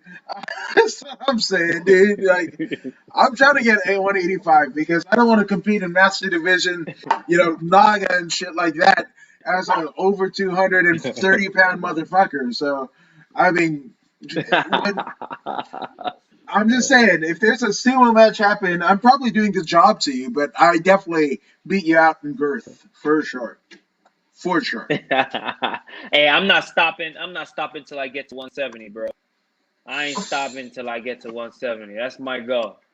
That's my Man, goal. I haven't been 170 since like fifth grade. Good Lord. Jesus Christ. Christ. Actually, when I met my wife, cooks really, really well. So, just saying. I'm going to say. But now, That's what happened to me too. see? See, I'm just saying, that means the loving is good. And happy Valentine's Day to y'all, because this will be the Yeah. last time that you hear from us until Valentine's Day. So shout out to Valentine's Day and get that Mhm. special someone with something special, And what I would suggest is the four name pronunciation classes by Voodoo Maximus for your Valentine's Day need. 4 easy payments of $499.99 or one easy payment of $999.99. You can perform vernacular gems, verbal gems, like the great Voodoo Maximus, former U of MMA champion, right in the comfort of your very home. Hell, even abroad. You'll do better than the Griswolds did in their European vacation once you're done with the foreign name pronunciation classes. So get you some. The roses, the diamonds, those have been done. The chocolates, those have been done.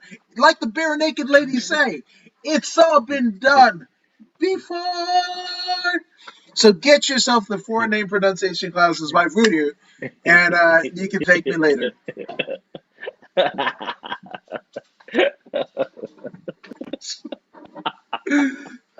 So, That's Voodoo, comedy right there. Yeah. yeah. Do I know you hike a lot of mountains. You climb a lot of Yes. peaks. But do Yes. you know where we are right now? at the co-main event of the evening. Bravo! See, Pippin Jordan. Shit, I'll even settle for Ron Harper. That's what this is. I'll settle for Tony Kukoc. Steve Kerr didn't have a bad career. Hey, Fuck it. hey, I'm Pippin. I'm Pippin. You're Jordan. You that was your line. You're Jordan.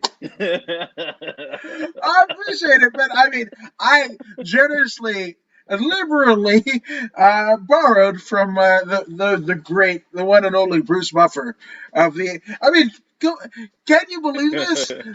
Two of the greatest. Okay, there's two announcers, right? Two announcing family that are as legendary as you can get, right? Mhm, You've got on one side, you've got the Lennons, right? Jimmy Sr. mhm, and Jimmy Lennon Jr., right? And mhm, then on the mhm, other side, you've got the Buffers, the brothers Buffer, who didn't even grow up together, right?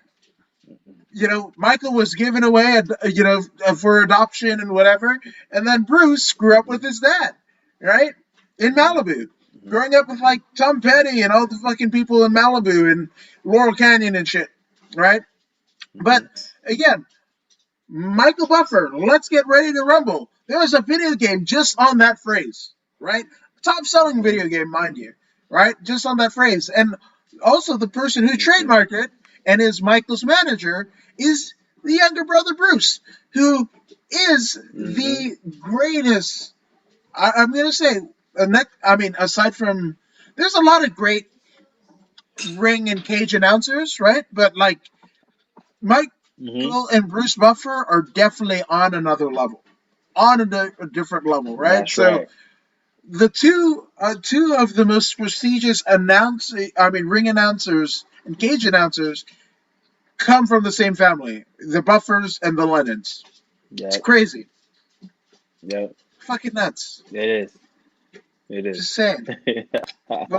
But one thing that isn't going to have nuts is the co-main event of the evening because we've got Alexa Grasso, 12-3 from Mhm, Mexico, right? She's ranked number 20 mhm, ranked women's flyweight in the world, and she is going up against Macy Barber, the future, who swears an 8-1 record coming into this. She is an LFA veteran. She lost to Roxanne Modafferi, mhm, but he has wins over Jillian Robertson, mhm, JJ mhm, Aldrich, Hannah mhm, Cyphers, mhm, Kalia Thompson back in mhm, LFA. Hell, mhm. even a win over Mallory Martin in Yep. LFA. Yep. That's crazy, right? They're fighting on the same Yep. card. Their opponents Yep. back at LFA 22, but they are, I guess, stablemates, card mates on UFC 258, right? But then you go over to Mhm, Alexa mhm, Grasso. Alexa Grasso has a little bit more experience than Macy, right? But mhm, win mhm, over Jin Yun Kim, that was a really good win. I mhm, remember that. That just happened in mhm, August.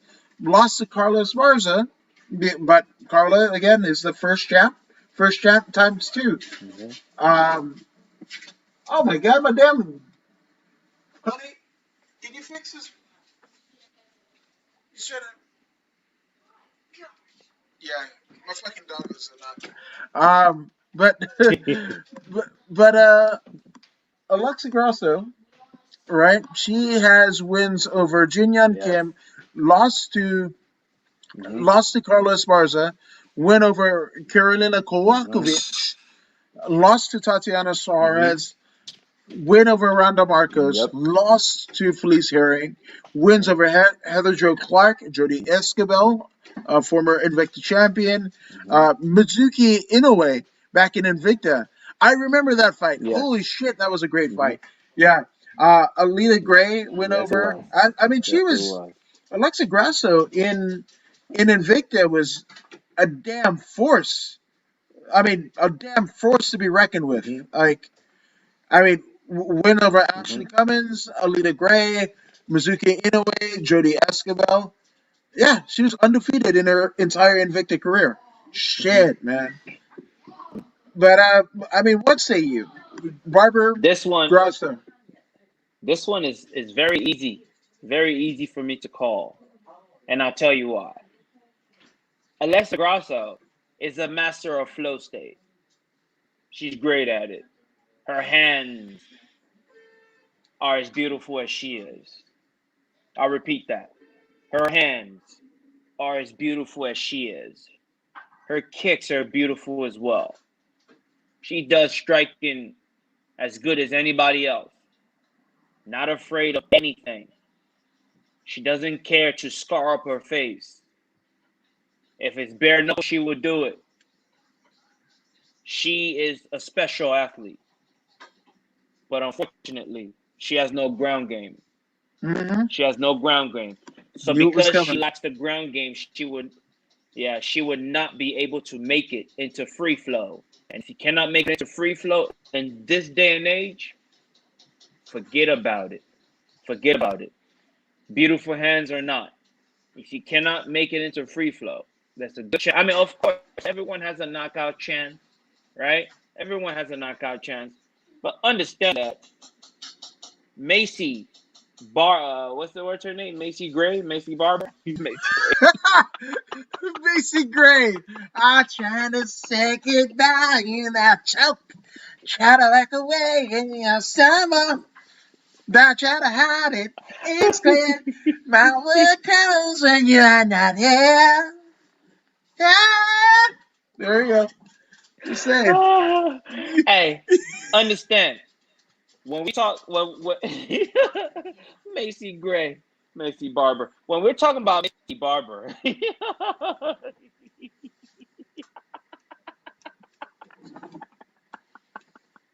oh, Macy Barber started her career in 2017.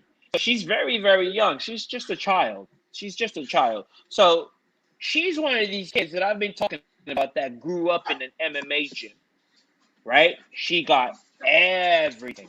Now her opponent, when you go to Mexico City, the prestigious thing to do is boxing, which is why she's such a great boxer. The prestigious thing to do is boxing, which is why she's such a great boxer. 70% of her weapon is boxing. 20% is kicking. 10% is like the little grappling that she knows, which isn't much. She doesn't know much. But when we're talking about Macy Barber at such a young age has able to acquire 33 and a third in striking, in punching, 33 and a third in kicking, 33 and a third in grappling. So she is a complete package. And with that complete package, she had remained undefeated until she ran into Roxanne Rodaferi, in which Mm-hmm. she injured her knee. Yep. She was injured, which is why Roxanne won that bout. She was injured. If she wasn't injured, I believe she would remain undefeated. She is on par. I mean, she is on pace. She is on track to being the youngest UFC champion ever. She is coming Mm-hmm. after John Jones' record, and she means it. She means it. She is a complete fighter. She is a complete mixed martial artist. And because of this, she has learned to enter free flow from such a young age. And she knows it. She knows it. She knows she has that advantage. She knows she has that advantage over all those folks who can only enter flow state, right? And this is why she's going to beat Alexa Grasso. Even though Alexa Grasso has all that experience, much more experience. She's been fighting longer than Macy. It doesn't matter. It doesn't matter because the child has evolved past the adult. And that's the problem that we have here. Well, a problem for Alexa Gracio, not a problem for Macy Barber at all. So Macy Barber will be finishing this fight off no later than the third round with a submission victory.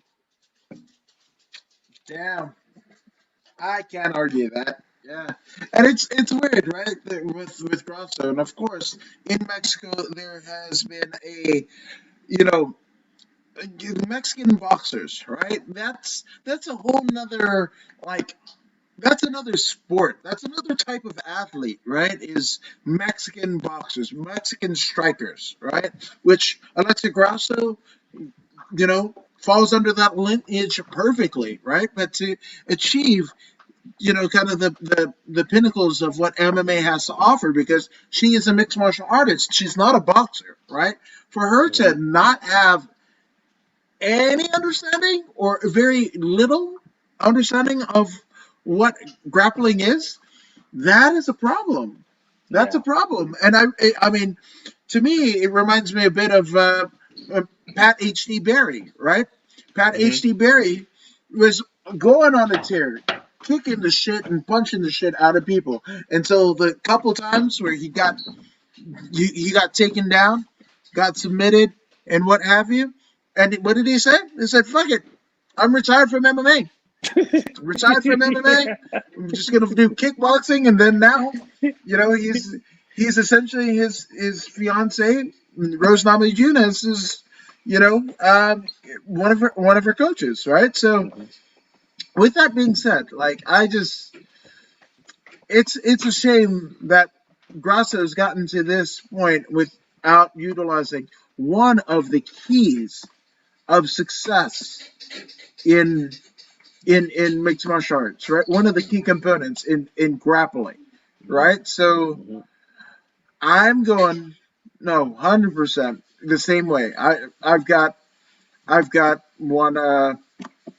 What is her name? Jesus, Macy Macy Barber. Barber. Yeah. I And, got lost on Macy Gray. Sorry. now Alexa Grasso, I've seen her. I've seen her in the gi. I've seen her in the gi, which is good. At least she knows what she needs to work on. Unfortunately, the gi is not where she needs to be in. She does not need to be in the gi. She needs to be in no gi. Why? Because she needs wrestling in addition to that jujitsu, right? Wrestling is she needs the hybrid. Is pretty much where I'm going with this. She needs a hybrid Yeah. to be highly effective in mixed martial arts. You need the hybrid, not just jujitsu and the gi. Jujitsu and the gi will get you nowhere when it comes to mixed martial arts. I mean, it will help you, right? But it is not the supreme thing that you need. You need the mixture of wrestling and jujitsu, which is grappling, right? She needs grappling, not jujitsu. She's doing jujitsu right now, and Macy Grace is a grappler. Macy Gray is a grappler. She gets on your back, she's taking your neck. First, she'll beat up Macy Gray. I called her Macy Gray. My bad, my bad. I apologize. Macy Barber, Macy Barber, Barber, Macy Barber, Macy Barber, Barber. Okay, Macy Barber is a jujitsu slash wrestling ace. This is why she's so successful. She could take that single leg. She could take that double leg. She could take a sweep. She could do whatever she wants, and she's a phenomenal striker. This is what Alexa Grasso needs to do. She needs the hybrid. Don't put on some gi and think you're gonna advance quickly. It's not gonna happen. You will advance. I'm not saying you won't, but not at the speed you need to. You need to compete with these freaks of natures. I mean, Macy Barber is already number 9. Alexa Grasso was there before her, and Macy Barber is already in ninth place. She's top 10. Mhm. Alexa is 20, number 20. Grasso is number 20, but she got there first. You know what I'm saying? That's the power of the hybrid. That's the power of the hybrid right there. So it's not just jujitsu, it's wrestling slash jujitsu mixed together. Holla at Brian Peterson, Alexa Grasso. He'll get you where you need to be. You know what I'm saying? It's all about PG. So holler at him. He'll help you become a world champion that you deserve to be. So Macy Barber, however, is going to win this one with that intense grappling. You won't see that super striking that you're expecting. It's not gonna happen because Barber needs to get back on track. And to get back on track, she needs to win. She needs to get back to winning. She needs that W. She needs that W. And grappling is a way to victory in this particular matchup. She needs to frustrate Alexa Grasso, get her out of her game, put her where she's not comfortable, which is the ground, right?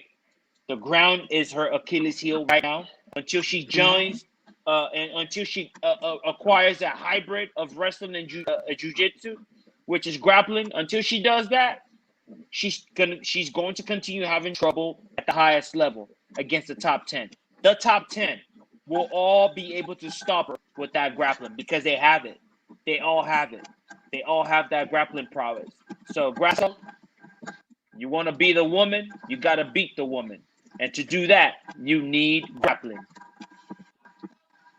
Absolutely. I couldn't say it better myself. So, shit, yeah, man. And I definitely implore exactly what you said. Hit up, hit up Brian Peterson, right? Because I mean, how many UFC notables have gone to your coach, right? You Mm-hmm. yourself are I mean, a pension Mm-hmm. of grappling knowledge because of your coach, Brian Peterson. Mm-hmm. So yeah, That's right. come out to California. It's not a huge drive from Mexico City to California to Santa Clarita area. I'd Mm-hmm. hit that up, you know. You know what I'm Um, saying? I'm just saying that's a Yep. great move. It's She a needs to do great move. something. She needs to Yes, do sir. something, and she needs to do it quickly.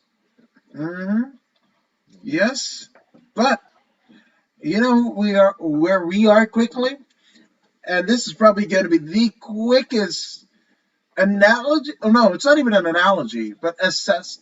Not that we're going to be quick, but I just think this is going. Well, this is going to be all it is. The main events of the evening, because we have the one and only Gilbert Burns, who was supposed to be fighting, you know, um, fighting for the championship, fucked up, whatever, whatever.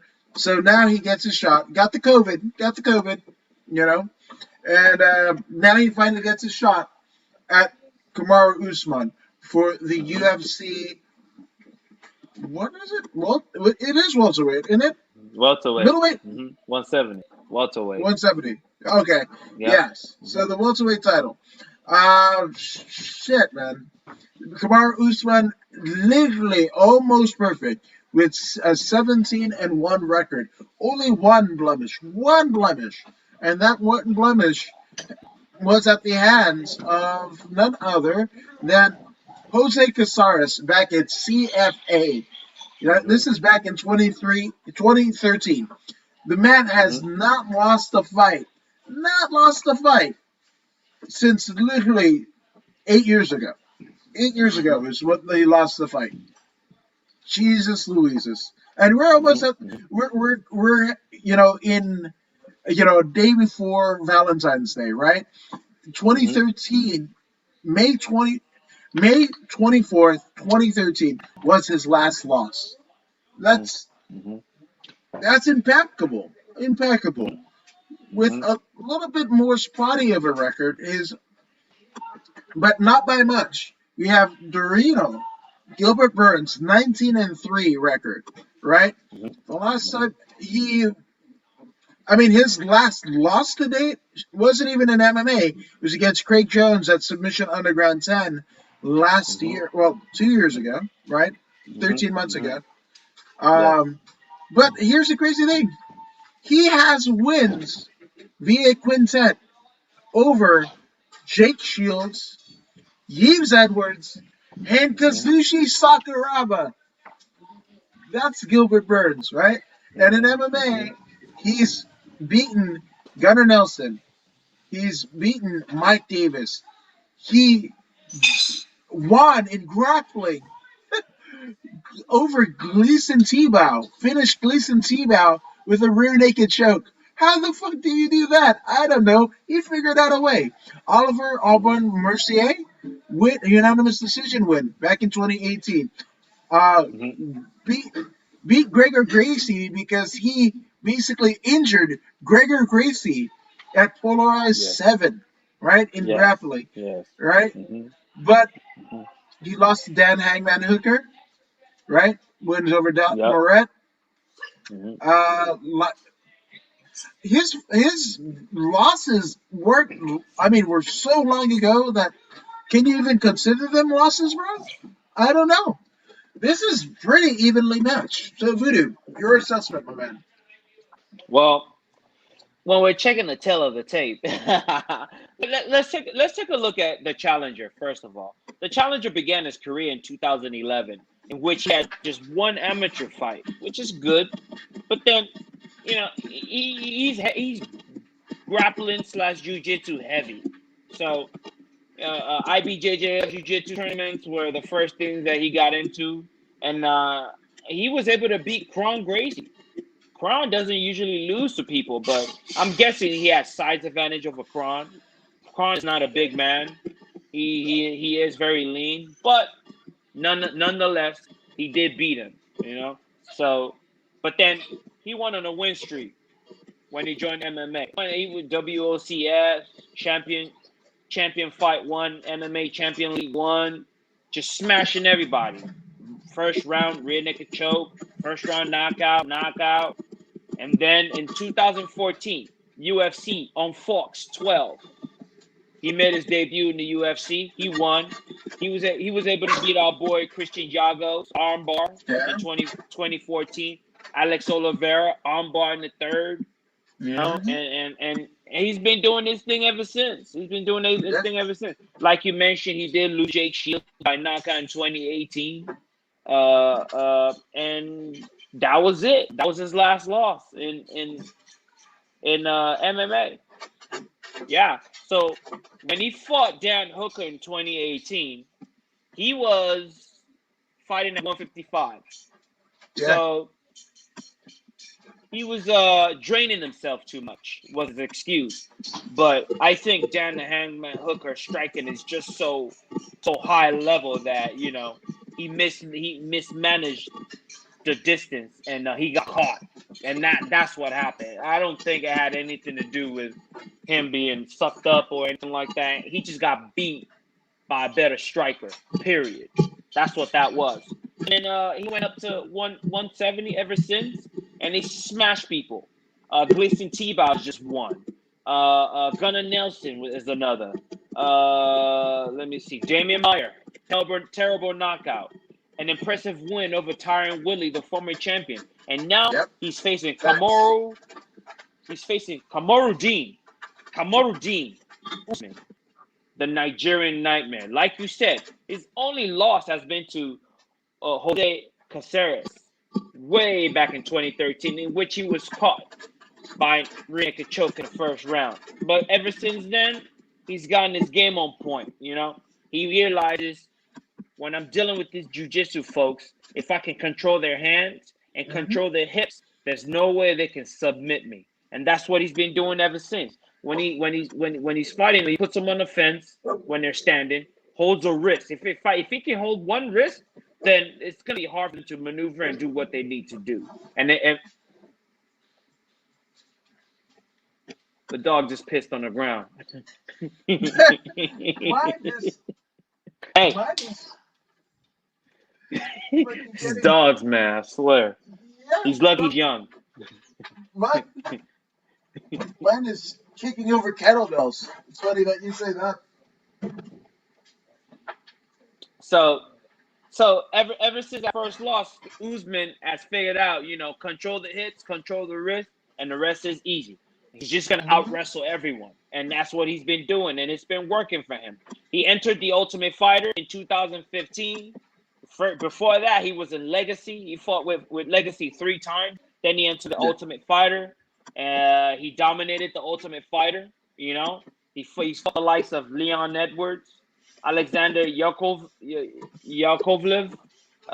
Sean Strickland. Yeah, that guy. Sergio Morai, jiu-jitsu ace, by the way, finished that guy off in the first round by terrible knockout.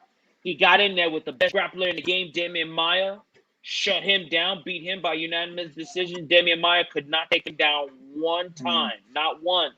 He got in there with the very, very impressive, dangerous Rafael Dos Anjos. He shut him down, unanimous decision again. Got in there with Tyron Woodley, which is when he acquired his title in 2019, shutting down Tyron Woodley in March. Was it March? Yeah, in March of 2019, and he's been champ ever since.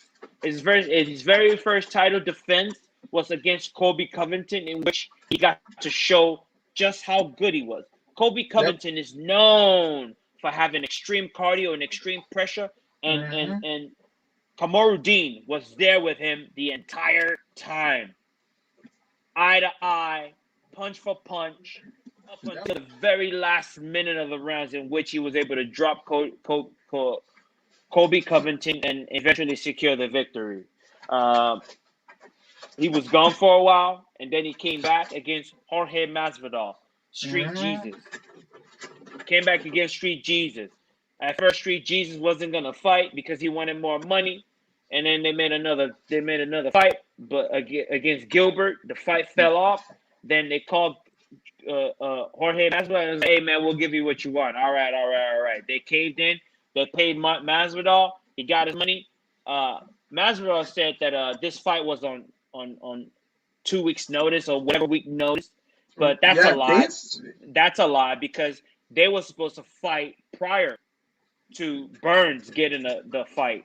So he was preparing all along anyway. I don't believe that he took it on a few days' notice. That's nonsense.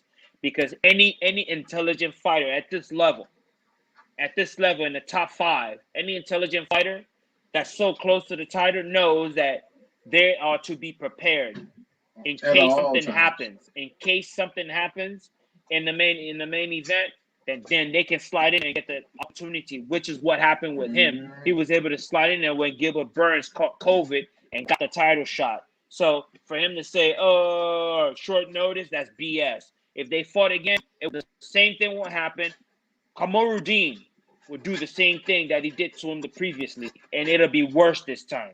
That's what's gonna happen. So he beat Jorge Masvidal, and now we have the match that we've been waiting for: Gilbert Burns versus Kamaru Dean Usman. These two are former teammates. Former teammates. For Mm-hmm. some reason, Gilbert Burns thinks because Usman left the camp that he's got the advantage. Yes, they both know each other very well. They've been training together for a very long time. But Gilbert Burns seems to think he's got the advantage because the teammates know Usman really well. So they're telling him, "Oh, he likes to do this very well. Oh, he likes to do that very well. Oh, but one thing you need to understand, Gilbert Burns, none of them dudes are gonna come in a cage with you. None of them are gonna be there to fight for you. You have to go in there, despite whatever they said. You have to go in there yourself and Mm-hmm. deal with this man. Get with You have it. to go in there and deal with this man. And he hasn't lost since 2013. So he is the champ, undisputed, undefeated. I say he's undefeated. I don't care about that 2013 loss.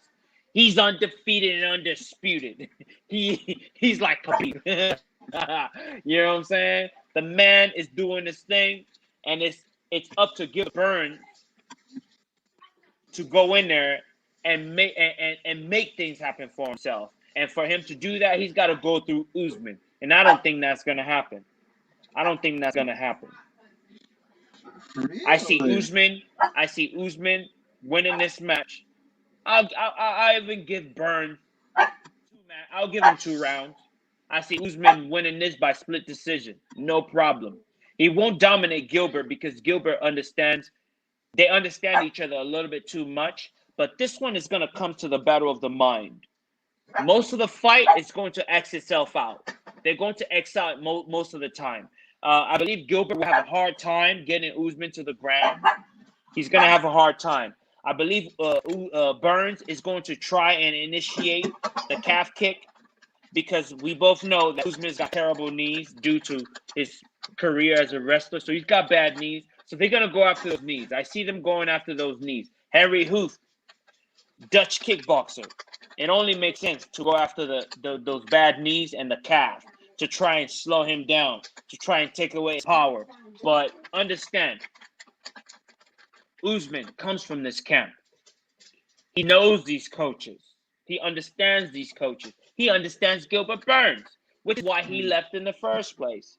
He left so he can find new tools to add to his game, something that's going to be an advantage for him that Burns doesn't know, which is why he left. Now, where he went in Colorado, guess who's there? The best leg kicker in the game, the 145, former interim champion, Gaethje.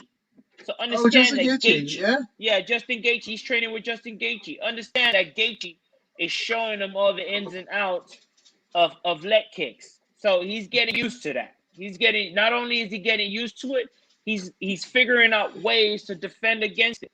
So I don't see a problem. I don't see a problem. Usman is the problem for Burns, and Usman is going to win this one, even if it's going to be by split decision. Usman, the champ. I can't go against the champ. Gilbert Burns hasn't shown me anything that's so wow.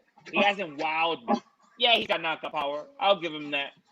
But George Masvidal has better knockout power than Burns. He's a better boxer than Burns, and he was Yeah. he was shut down. Okay, let's say Burns has good grappling. Okay, he's not going to get shut down.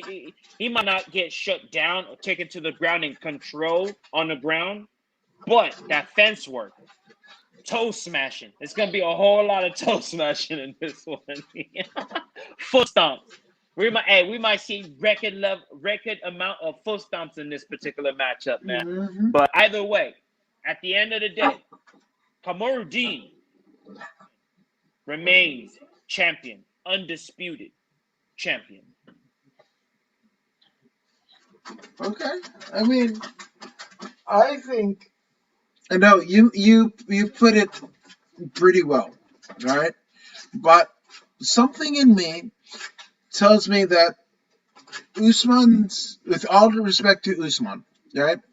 I think his knees are going to come into play. And I think there's going to be an instance because, yes, Kamaru Usman is an elite of the elite grappler, right? But as is one Gilbert Burns, right? So I think there's going to be kind of just a kink in the radar, just a kink in in the armor, right, of Usman, that is his knees, that is going to enable Burns to capitalize. And once he does, Burns will keep on going until he has that submission, right? He's gonna wrestle fuck the shit out of Usman. So I think fourth round submission, Burns. Okay, but the only way Burns can win is by causing injury to Yeah, Usman. The only way no, Burns can win is by causing injury to Usman. If he cannot injure him, he will not win. He will not win. It's that's not going to facts. happen. The man says, I have the toughest mind in this division out of everyone. When he said that, Usman was in the division when he said that. I'm sure this is why Burns wants that title shot. He wants to prove to himself that what Usman said is wrong, right? Right? But we will see come Saturday. We will see. And there's no way I'm going against the Nigerian, by the way. No, no. I There's mean, no way let's I'm be. going against the Nigerian. You know what I mean? That's Don't one. get. That's Yeah, one. Two, he's the champ. He's the champ and he's the nightmare. He's a 170-pound nightmare. So we will see on Saturday. yeah. We'll see on Saturday. But before we get to Saturday, you have LFA 99 taking place on UFC Fight Plus. In addition to LFA 99, if that isn't enough, Lion Fight. That's happening. So we have just kind of some shout outs and friends of the show. We've got people that we know fighting, right? So we've got Fer Padilla out of Team Oyama fighting on LFA 99, as well as his teammate, one Flor Aito Hani. And that I'm not picking against the Islander. She's Tahiti, I'm Fijian. That's my sister. So, shit.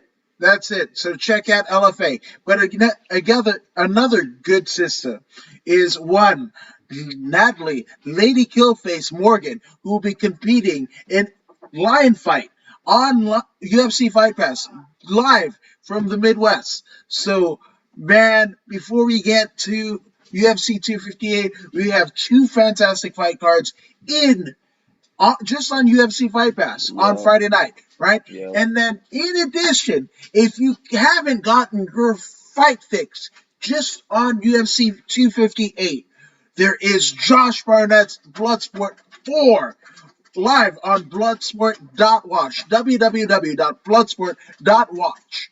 And it is going to be some of the elite. You want your hardcore pro wrestling, you're going to get it. Not in the ECW light bulbs, barbed wire, chairs, and whatever. Just motherfuckers that, again, the only way that you can win in Bloodsport is knockouts and submission. That's not different than an EBI. That's not different from the UFC or any MMA competition. And you want it? Oh yeah, you've got Jeff Cobb. Jeff Cobb, the around the islands, right? The tour of the islands is a special move, but this is somebody who is a teammate on the 2000 Olympic wrestling team with Daniel Cormier, right? Yes, They were teammates. That's Jeff yes. Cobb, and he's going up against the Dirty Daddy Chris Dickinson. You've got former NXT Tag Team Champion Simon Gotch, or AKA Simon Grimm, and he's going against Filthy Tom Lawler of the UFC. That's facts. That's facts. So again, check out LFA 99 on UFC Fight Pass. Check out Lion Fight on UFC Fight Pass. Check out Bloodsport on Bloodsport.watch, and you can get a combination deal because you can get for under $40. You can get both Bloodsport 4 and Bloodsport 5 that will be happening for Saturday, February 20th, the following Saturday, just for under $40.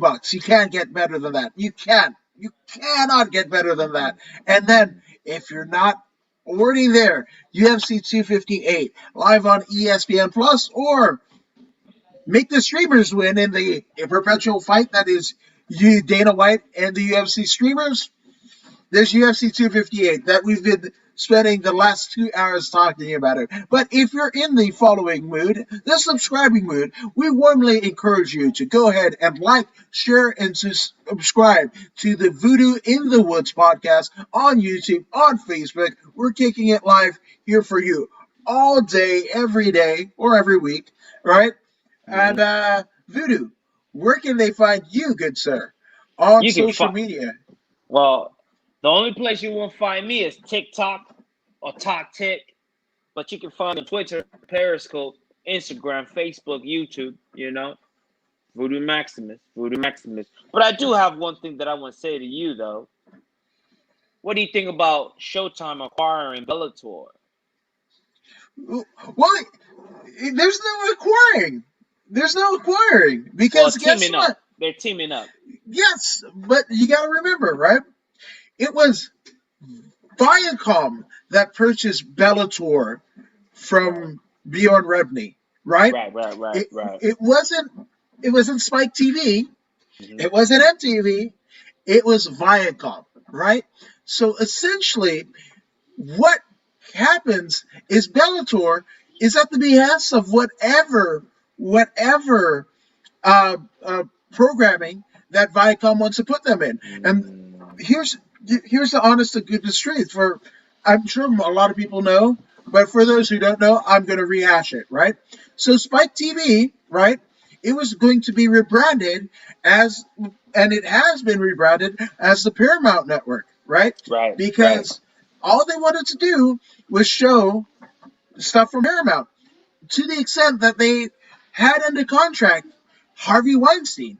And Weinstein Films was going to be a centerpiece, not just the films, but also original content. We saw a little bit of it, and literally the only thing that got filmed during the initial idea was Waco, the Branch Davidian, miniseries, right? And then obviously we heard all of the horrible stuff that Harvey Weinstein committed, right? And Mm-hmm. that got put away, right? So Bellator was without a home, right? So to me, I think it's awesome, right? And it's weird because it's happening. It happened the week that the last time that there was MMA on Showtime was back at Strikeforce. Who Yeah. was a part of Strikeforce? Oh, Gina Carano, who just got fired from from all the Disney stuff, right? So this is the first time since Strikeforce got acquired to UFC that MMA is on Showtime, right? And Showtime already has a built-in audience with Showtime Boxing, all of like the 24/7 stuff, especially now that HBO doesn't have, they've eliminated for whatever reason their boxing division. Mm-hmm. You know, Mike Tyson fought on HBO. A lot of the greats fought on HBO. Roy Jones Jr., Nazim Hamed, all of them fought for Mm-hmm. HBO. But now, Floyd Showtime, Mayweather. Floyd Mayweather, absolutely, right? So now Showtime is essentially the power vacuum from all of that, right? And again, it's Showtime and CBS and all of that is a part of the Viacom family. So Mm-hmm. all they're doing is pivoting.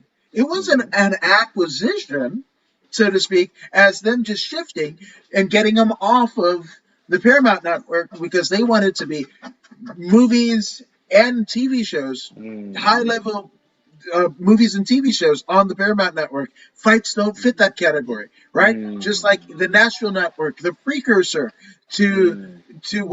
what became Spike TV, right? Mm-hmm. They had Mm-hmm. wrestling, right? They didn't want ECW in on the Nashville Network. They didn't want ECW Extreme Wrestling, so they Mm-hmm. said. But when they rebranded as Spike TV, and they literally give I think 10 million at the time, which was a big sum 10 years ago, to Right. Vince McMahon Mm-hmm. to welcome him when they just Mm-hmm. said that they didn't want wrestling, but they Mm-hmm. actually paid Vince McMahon Mm-hmm. to get him on. That tells you all you need to know. So for me, it's history repeating itself, but in a good way because I think it's going to expose a lot of people to Bellator, which people should Yes. be exposed to Bellator. They Yes. have a lot of great fighters. I'm excited for this Grand Prix. Good Lord, this heavyweight Grand Prix. Shit. Oh, no, it's the middleweight. It's the Yoel Light Romero heavyweight. light Light heavyweight. heavyweight. Yeah. Mm-hmm. It's amazing. This Archuleta versus, Sergio. God, Sergio Pettis. Mm-hmm. Shit. Obviously, Archuleta is a guy. We were there at his last King of the Cage, fight, championship fight where he was a ninja. He is every bit the Bellator bantamweight champion. But Sergio Pettis, again, great guy. Met him at Mm-hmm. the junket for the Cyborg Julia Budd fights at the Forum. Right. That was Right. actually at the Paramount lot, the first and only Mm-hmm. time that I've been to the Paramount lot. So that was cool. But with that being said, he's a great dude. Archuleta's a great dude. Now, one would even say Archuleta's gotten a little bit more Hollywood, but that is another different story for a different day. But Yes. this is arguably one of the best bantamweight fights in all of MMA that could be made. Mm-hmm. I agree. Talk about I agree. brother tandems, right? Mm-hmm. Sergio and Anthony, right? We were talking Mm-hmm. about the Limas, right? The Mm-hmm. Limas, ruling roost in two promotions, right? Was Sergio in Bellator and Anthony in PFL. There's another Mm-hmm. brother tandem that are fucking badass. And all those Mm-hmm. Rufus Sport guys. We got, Rafael Stotts, who will probably be fighting on the undercard for this fight. That's a Rufus Sport guy. So Mm-hmm. I can't wait. This one, I mean, I know we threw out fight of the night or whatever, but this has all the markings of fight of the year candidate Yeah. between Archuleta. Archuleta and Pettis, and it's Sergio. so funny because they were positioned the way because we were kind of in a circle, right? Yeah. And all of the fighters were on the outside, and all of the media were on the inside of the circle, and Yeah. literally Archuleta and Sergio Pettis. This is Archuleta pre his championship win, Mm-hmm. right? Mm-hmm.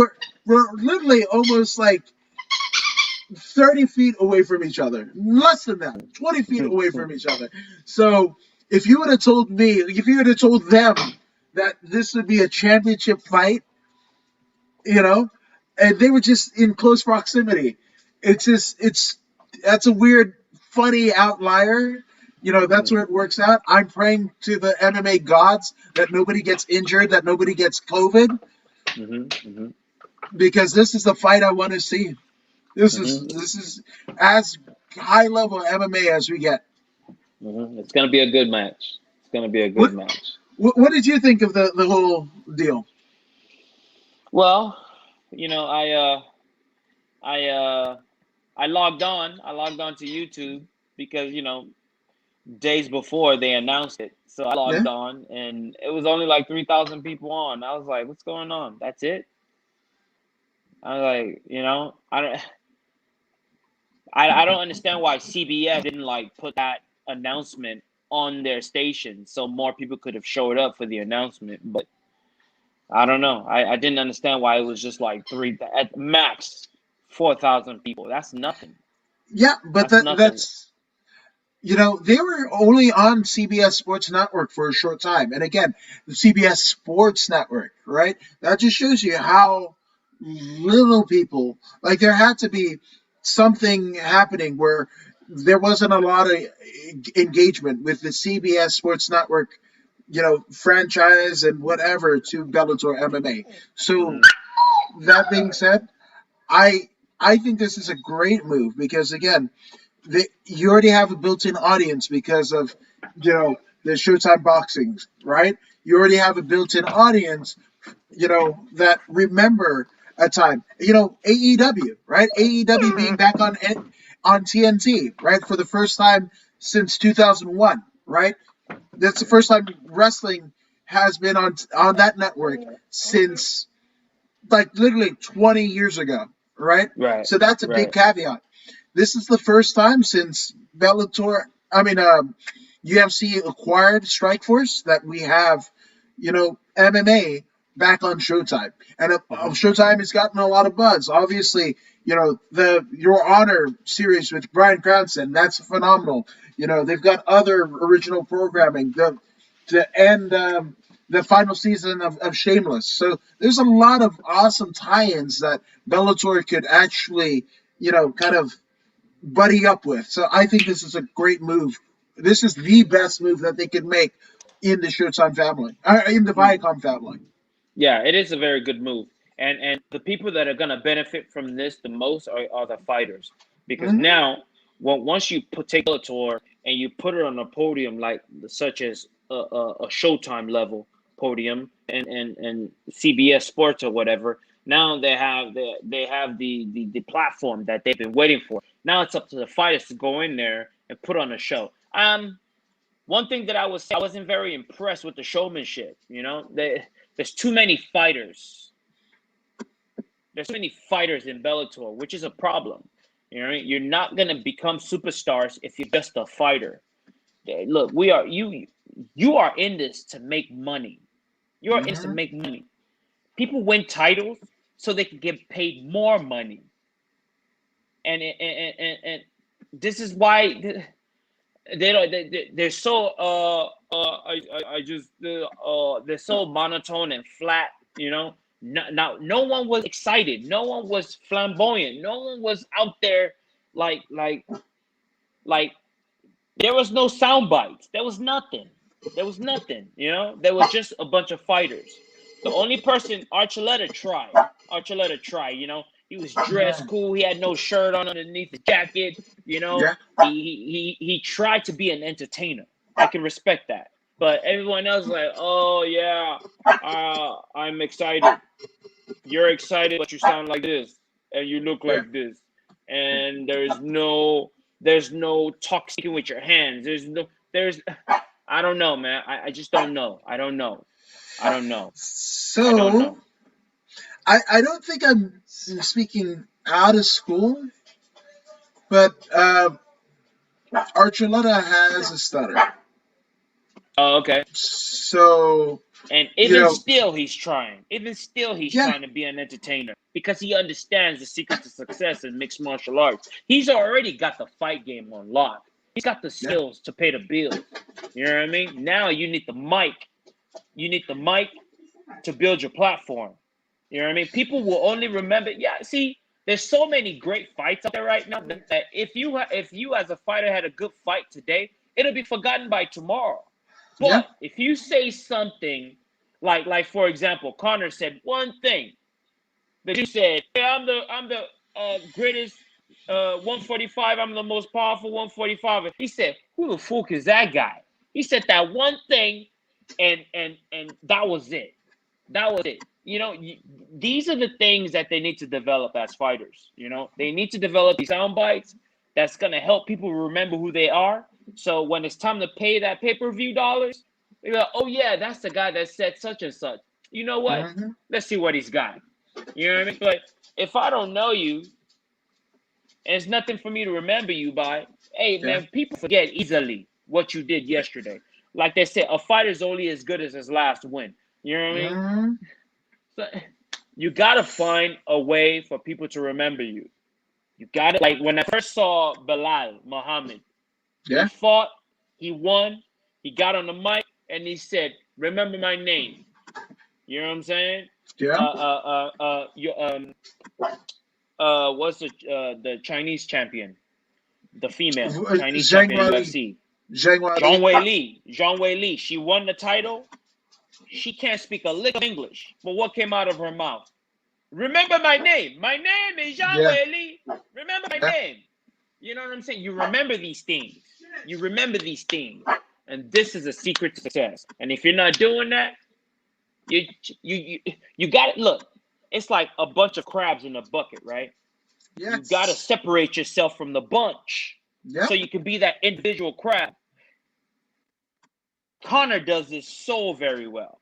He's able to separate himself from the pack so you Mm-hmm. can see him as an individual. This is why he's successful. Oh, Yep. he's a smack talker. He's a this talker. He's a that talker. No, he understands the game. He understands the game, and he's playing the game to a T. You know what I Yeah. mean? You need to separate yourself from the pack. Stop being a fighter. Mm-hmm. Stop being. We understand that you fight, but fighting is not who you are. Okay? It's the same way smack talking is not who Connor is. This is a Sure. means to an end. It's a means to an end. You fight to make money. That's it. That's not who you are. Remember that. Right. So you're a fighter, yeah, by trade, but you are not a fighter in life. I In mean, life. you know what I mean, Yeah. right? You know what I mean. So That's not all you do. That's not your exactly, je ne yeah, sais quoi. exactly. So uh, I don't know, man. I don't know. It's so frustrating sometimes to see these guys. That was their opportunity, man. That was their opportunity. They called these guys out. One guy, Patricio tried. Patricio Pitbull. I'll give him a Mm-hmm. shout out to Patricio Pitbull. He tried. Yeah.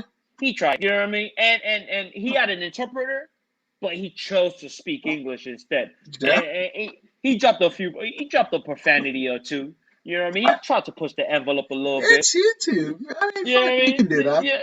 He tried to push the envelope a little bit. That's cool. I like that. But in the end, there was no one to reciprocate that emotion with him. They Right. were all so calm and it's like the moment was too big for them and they were shy. Like that Yeah. was your time to shine. I wish I Yeah. was sitting there, man. I wish I was sitting there in that group of whatever. You know what I mean? Like they just let that moment go to waste. They let that Yeah. moment go to waste. I mean, they knew that announcement was coming, so they could have Yes. prepared. They could have prepared a skit of some sort that they could drop when they get on the airwaves in front of Yeah. the 4,000 people, and the more That were that's there. watch later. You know what I mean? The Later. Yeah. 4,000 were live, and the others will watch later. But you left Yeah. no one with nothing. There's nothing that was said that day that I can remember, and I'm Right. being absolutely honest. I do not remember anything that anyone said on that night. Nothing. And That's that's a sad. problem. And that's a huge problem. Yeah. I don't No, know. that's I don't know. 100%. That's. I mean, yeah, and it's something, right, where your coaches won't say do that, right? But when it comes to be your time to hang it up, will your coaches be there? It's a fine line, right? Because obviously, your coaches are the stewards of your career, right? Right. But is that your career may not be the catalyst to get you the financial security, the having your kids' college funds paid for, like that. Just being a fighter, right? And the coaches won't be there. The coach will go on to the next, the next person, right? That's just what it is, and yeah, it's a tough one to because there have been a couple people that I've come across too, and they just like they don't want to talk, they don't want to whatever, and it's not to talk, right? Like again, and I hate bringing up this analogy, but I will because I think it fits. But Mm-hmm. it's more because of who the person was, right? Mm-hmm. So I can't remember what where I saw it at, but Paul Heyman was talking about in the original ECW that they were trying to get Chris Benoit to cut a promo, right? And they were wrestling all day, whatever, drove back to Paul Heyman's mom's house in the basement where they cut all the ECW promos. And for the life of him, Benoit could not cut a promo, right? And he was in the middle of the night in Philadelphia, you know, cold as shit, and or might even been in New York, either Philly or New York, right? But East Coast, whatever, pitch black, whatever. And a light bulb hits Paul Heyman, and he's like, "Wait, he's a crippler. He fucking does shit with his hands, right?" So he goes to his fucking medicine cabinet, gets baby powder, and Benoit was already fucking doing this because he was like nervous being in front of the Mm-hmm. camera, right? And some happy accidents, right? Because Bret Hart, him having his shades, was him being nervous, so nervous when the red light went on. Somebody was like, "Hey, grab your." His eyes were darting all over the fucking place, whatever. So grab your shades, and that became his trademark. It's still Mm-hmm. to this day, right? Mm-hmm. So with Benoit, Heyman basically puts the baby powder on Benoit's hand and has him do the very thing that he had been doing for 4 hours and going like that. And you don't even fucking remember what Benoit says, but the visual with the black of night, right, in Philadelphia, and the powder raising like chalk, like weightlifting chalk, Mm-hmm. raising from Benoit's hands, and that was Mm-hmm. it. And that they were able to sell out the fucking territory up until Wow. Benoit went to WCW, right? So Mm-hmm. uh, that that's it. So it's not just being the braggadocious, right? Mm-hmm. And of course, every athlete, every politician, every actor, whatever, right? Any form of entertainment and politics, have borrowed from wrestling, and they've done it well. They've been able Yep. to do it well. But what they feel, and fighters think, "Oh, I got to be more like wrestling," and they go, I'm gonna kick your ass on Saturday, whatever. And if you're not about that life, like you're gonna fall flat, just like Mike Chiesa and Kevin Lee at the same Red Panty Night, and who the fuck is this guy? Try to fucking start shit with each other and failed miserably, right? So the one thing that they should take away from wrestling, I feel, right, is look none other than The Rock, look none other than Stone Cold. Mm-hmm. Everybody that has been themselves, right, Mm-hmm. and drawn money, they've been themselves cranked up to 10. So Mm-hmm. whoever you are, if you have a fucking stutter, you might have to fucking get a suit with no shirt and Mm-hmm.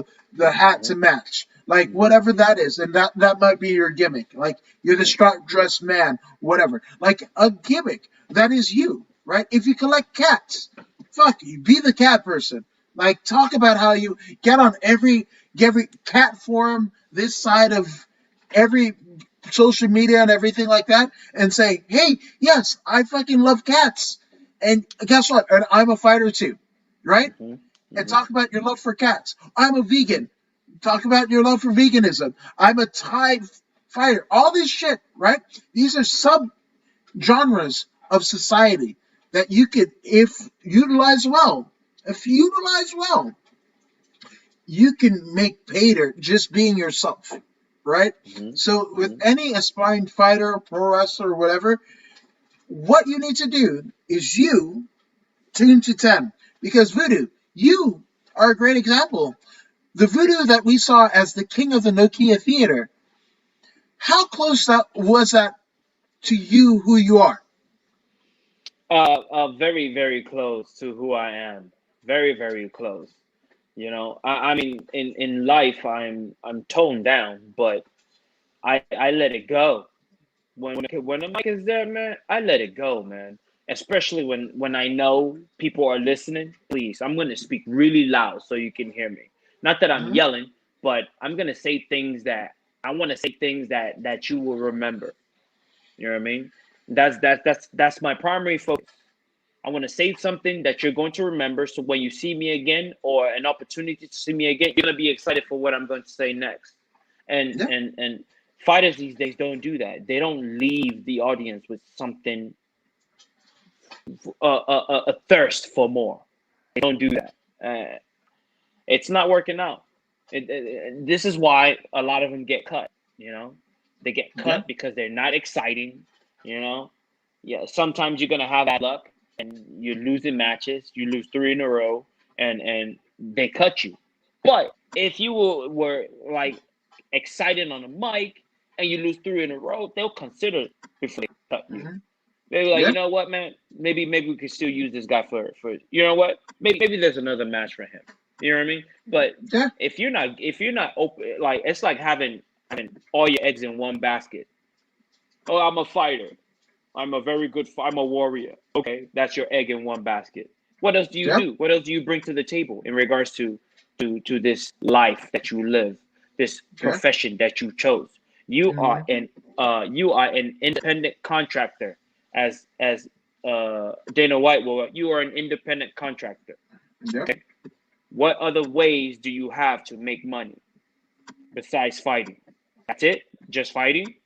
Yeah. No. You're not good on the mic? That's another income. Because if you're good on the Right. mic, you can do commercials. Hmm. If you're good on the mic, you can do commercials because the companies have seen you on the mic and then, oh, you know what? I want that guy to represent my brand. And guess what? Now you're getting paid with two income. Look at Connor. Yeah. Look at Connor. Yeah. He's selling all kinds of product. Hey man, the Hmm. man lost. He lost by leg kick, and the next day, you see him selling the little product that's gonna help him heal his leg. Yeah. Are you serious? Hey, his very first Instagram post, he detailed how kudos to Dustin Poirier. For you. Dustin Poirier he kicked the heck out of my leg, but thank God to this brand right here. I Yeah. just put this on my leg, and there's no more pain. Yeah. Come on, man. Come on. That's in addition to all the other things that he did. That's Yeah. Come on. You if you cannot articulate yourself, then guess what? There ain't no commercial, and you still got that one line of income. You gotta diversify your portfolio. Diversify your portfolio, and Hmm. I don't know what else to say. That's it. I think there's nothing more to be said. So again, keep your options open, folks, because you never know, and especially at a time like this, right? Where if you're a fighter, we know a lot of fighters right now that aren't making a damn thing because there ain't no shows. Hmm. You know, Hmm. our regional MMA scene here in Southern California and California at large, it's gone. It's Hmm. gone. So all of the people that are just anything, right? And that's it. Well, guess what? The opportunities will be fleeting, and they will fleet even more every time that it's your time to step into the cage, right? That's So right. even if you have a flashy knockout, I couldn't remember fucking Joaquin Buckley's name, even though people are saying the knockout of the year. It's a new year. I forgot. You know. Exactly. Exactly my point. Hmm. Exactly my point, man. That's exactly what I'm talking about. Joaquin Buckley. You know what I mean? Beautiful knockout. No one's ever seen it before. But hey, man, after 2 weeks, we forget your name. This is the name of the sport. This is the name of the game. This is the sports that you're in. No one will remember. They will not remember unless you make them remember. Give them something to remember. You know what I mean? There's Yeah. knockouts every day. Every out of 12 fights, we get at least 5 knockouts, and at least one fight of the night. You know what I'm saying? So we're being overloaded with excellence all the time. So excellence comes a dime a dozen. Excellence comes a dime a dozen. Now, one more thing to add to your excellent performance. That's what you're looking for. And if you can find 2 more things to add to your excellence, that's even better for you. You know what I mean? Mhm. And it is what it is. It is what it is. It is what it is. So again, get your shit together, folks, and make some That's right. money any way you can. TikTok, fucking Instagram, all that shit. Hell, I even found out there was an OnlyFans for non-boobies and shit like that. So, I mean, fucking get on that shit. You know, people are personal training on. No, for real. People are personal training on fucking OnlyFans, making bank. So, Wow. fucking get your shit together. You don't even have to like. There are people that are like just had Beans of Nebula on the podcast, right? She's a brown belt in jiu-jitsu, but she started her online business making like literally her full time salary just teaching jiu-jitsu. She thought she had to be a black belt to do and have her own gym and everything like that, but she's doing it now. Now the sacrifices that she made, she went from Calgary, well, she went to school in Calgary, Alberta, Canada, but was from a town with only 5,000 people, like maybe 2 hours away from Calgary. But she Mm, said, fuck it, fell in love with jiu-jitsu, came all the way down to San Diego with a teardrop trailer.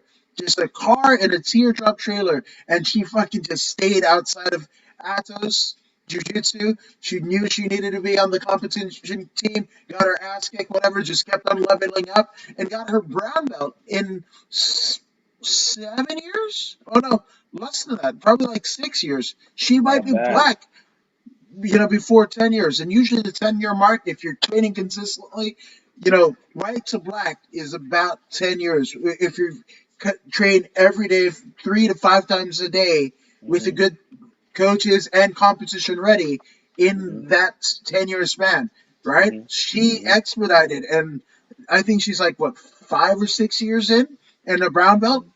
So she Yes, could be black by 7, so that's right. that you have to do everything in your power to make sure that you're successful. You can't wait on opportunities. You can't Hmm. tell people to buy a fight shirt from you and it be a dog shit design or just like the cheapest quality of t-shirt. Give some thought, give some whatever. And of course, it might not make money on the front end, but here's the thing: people wear your shirt, it's a walking billboard.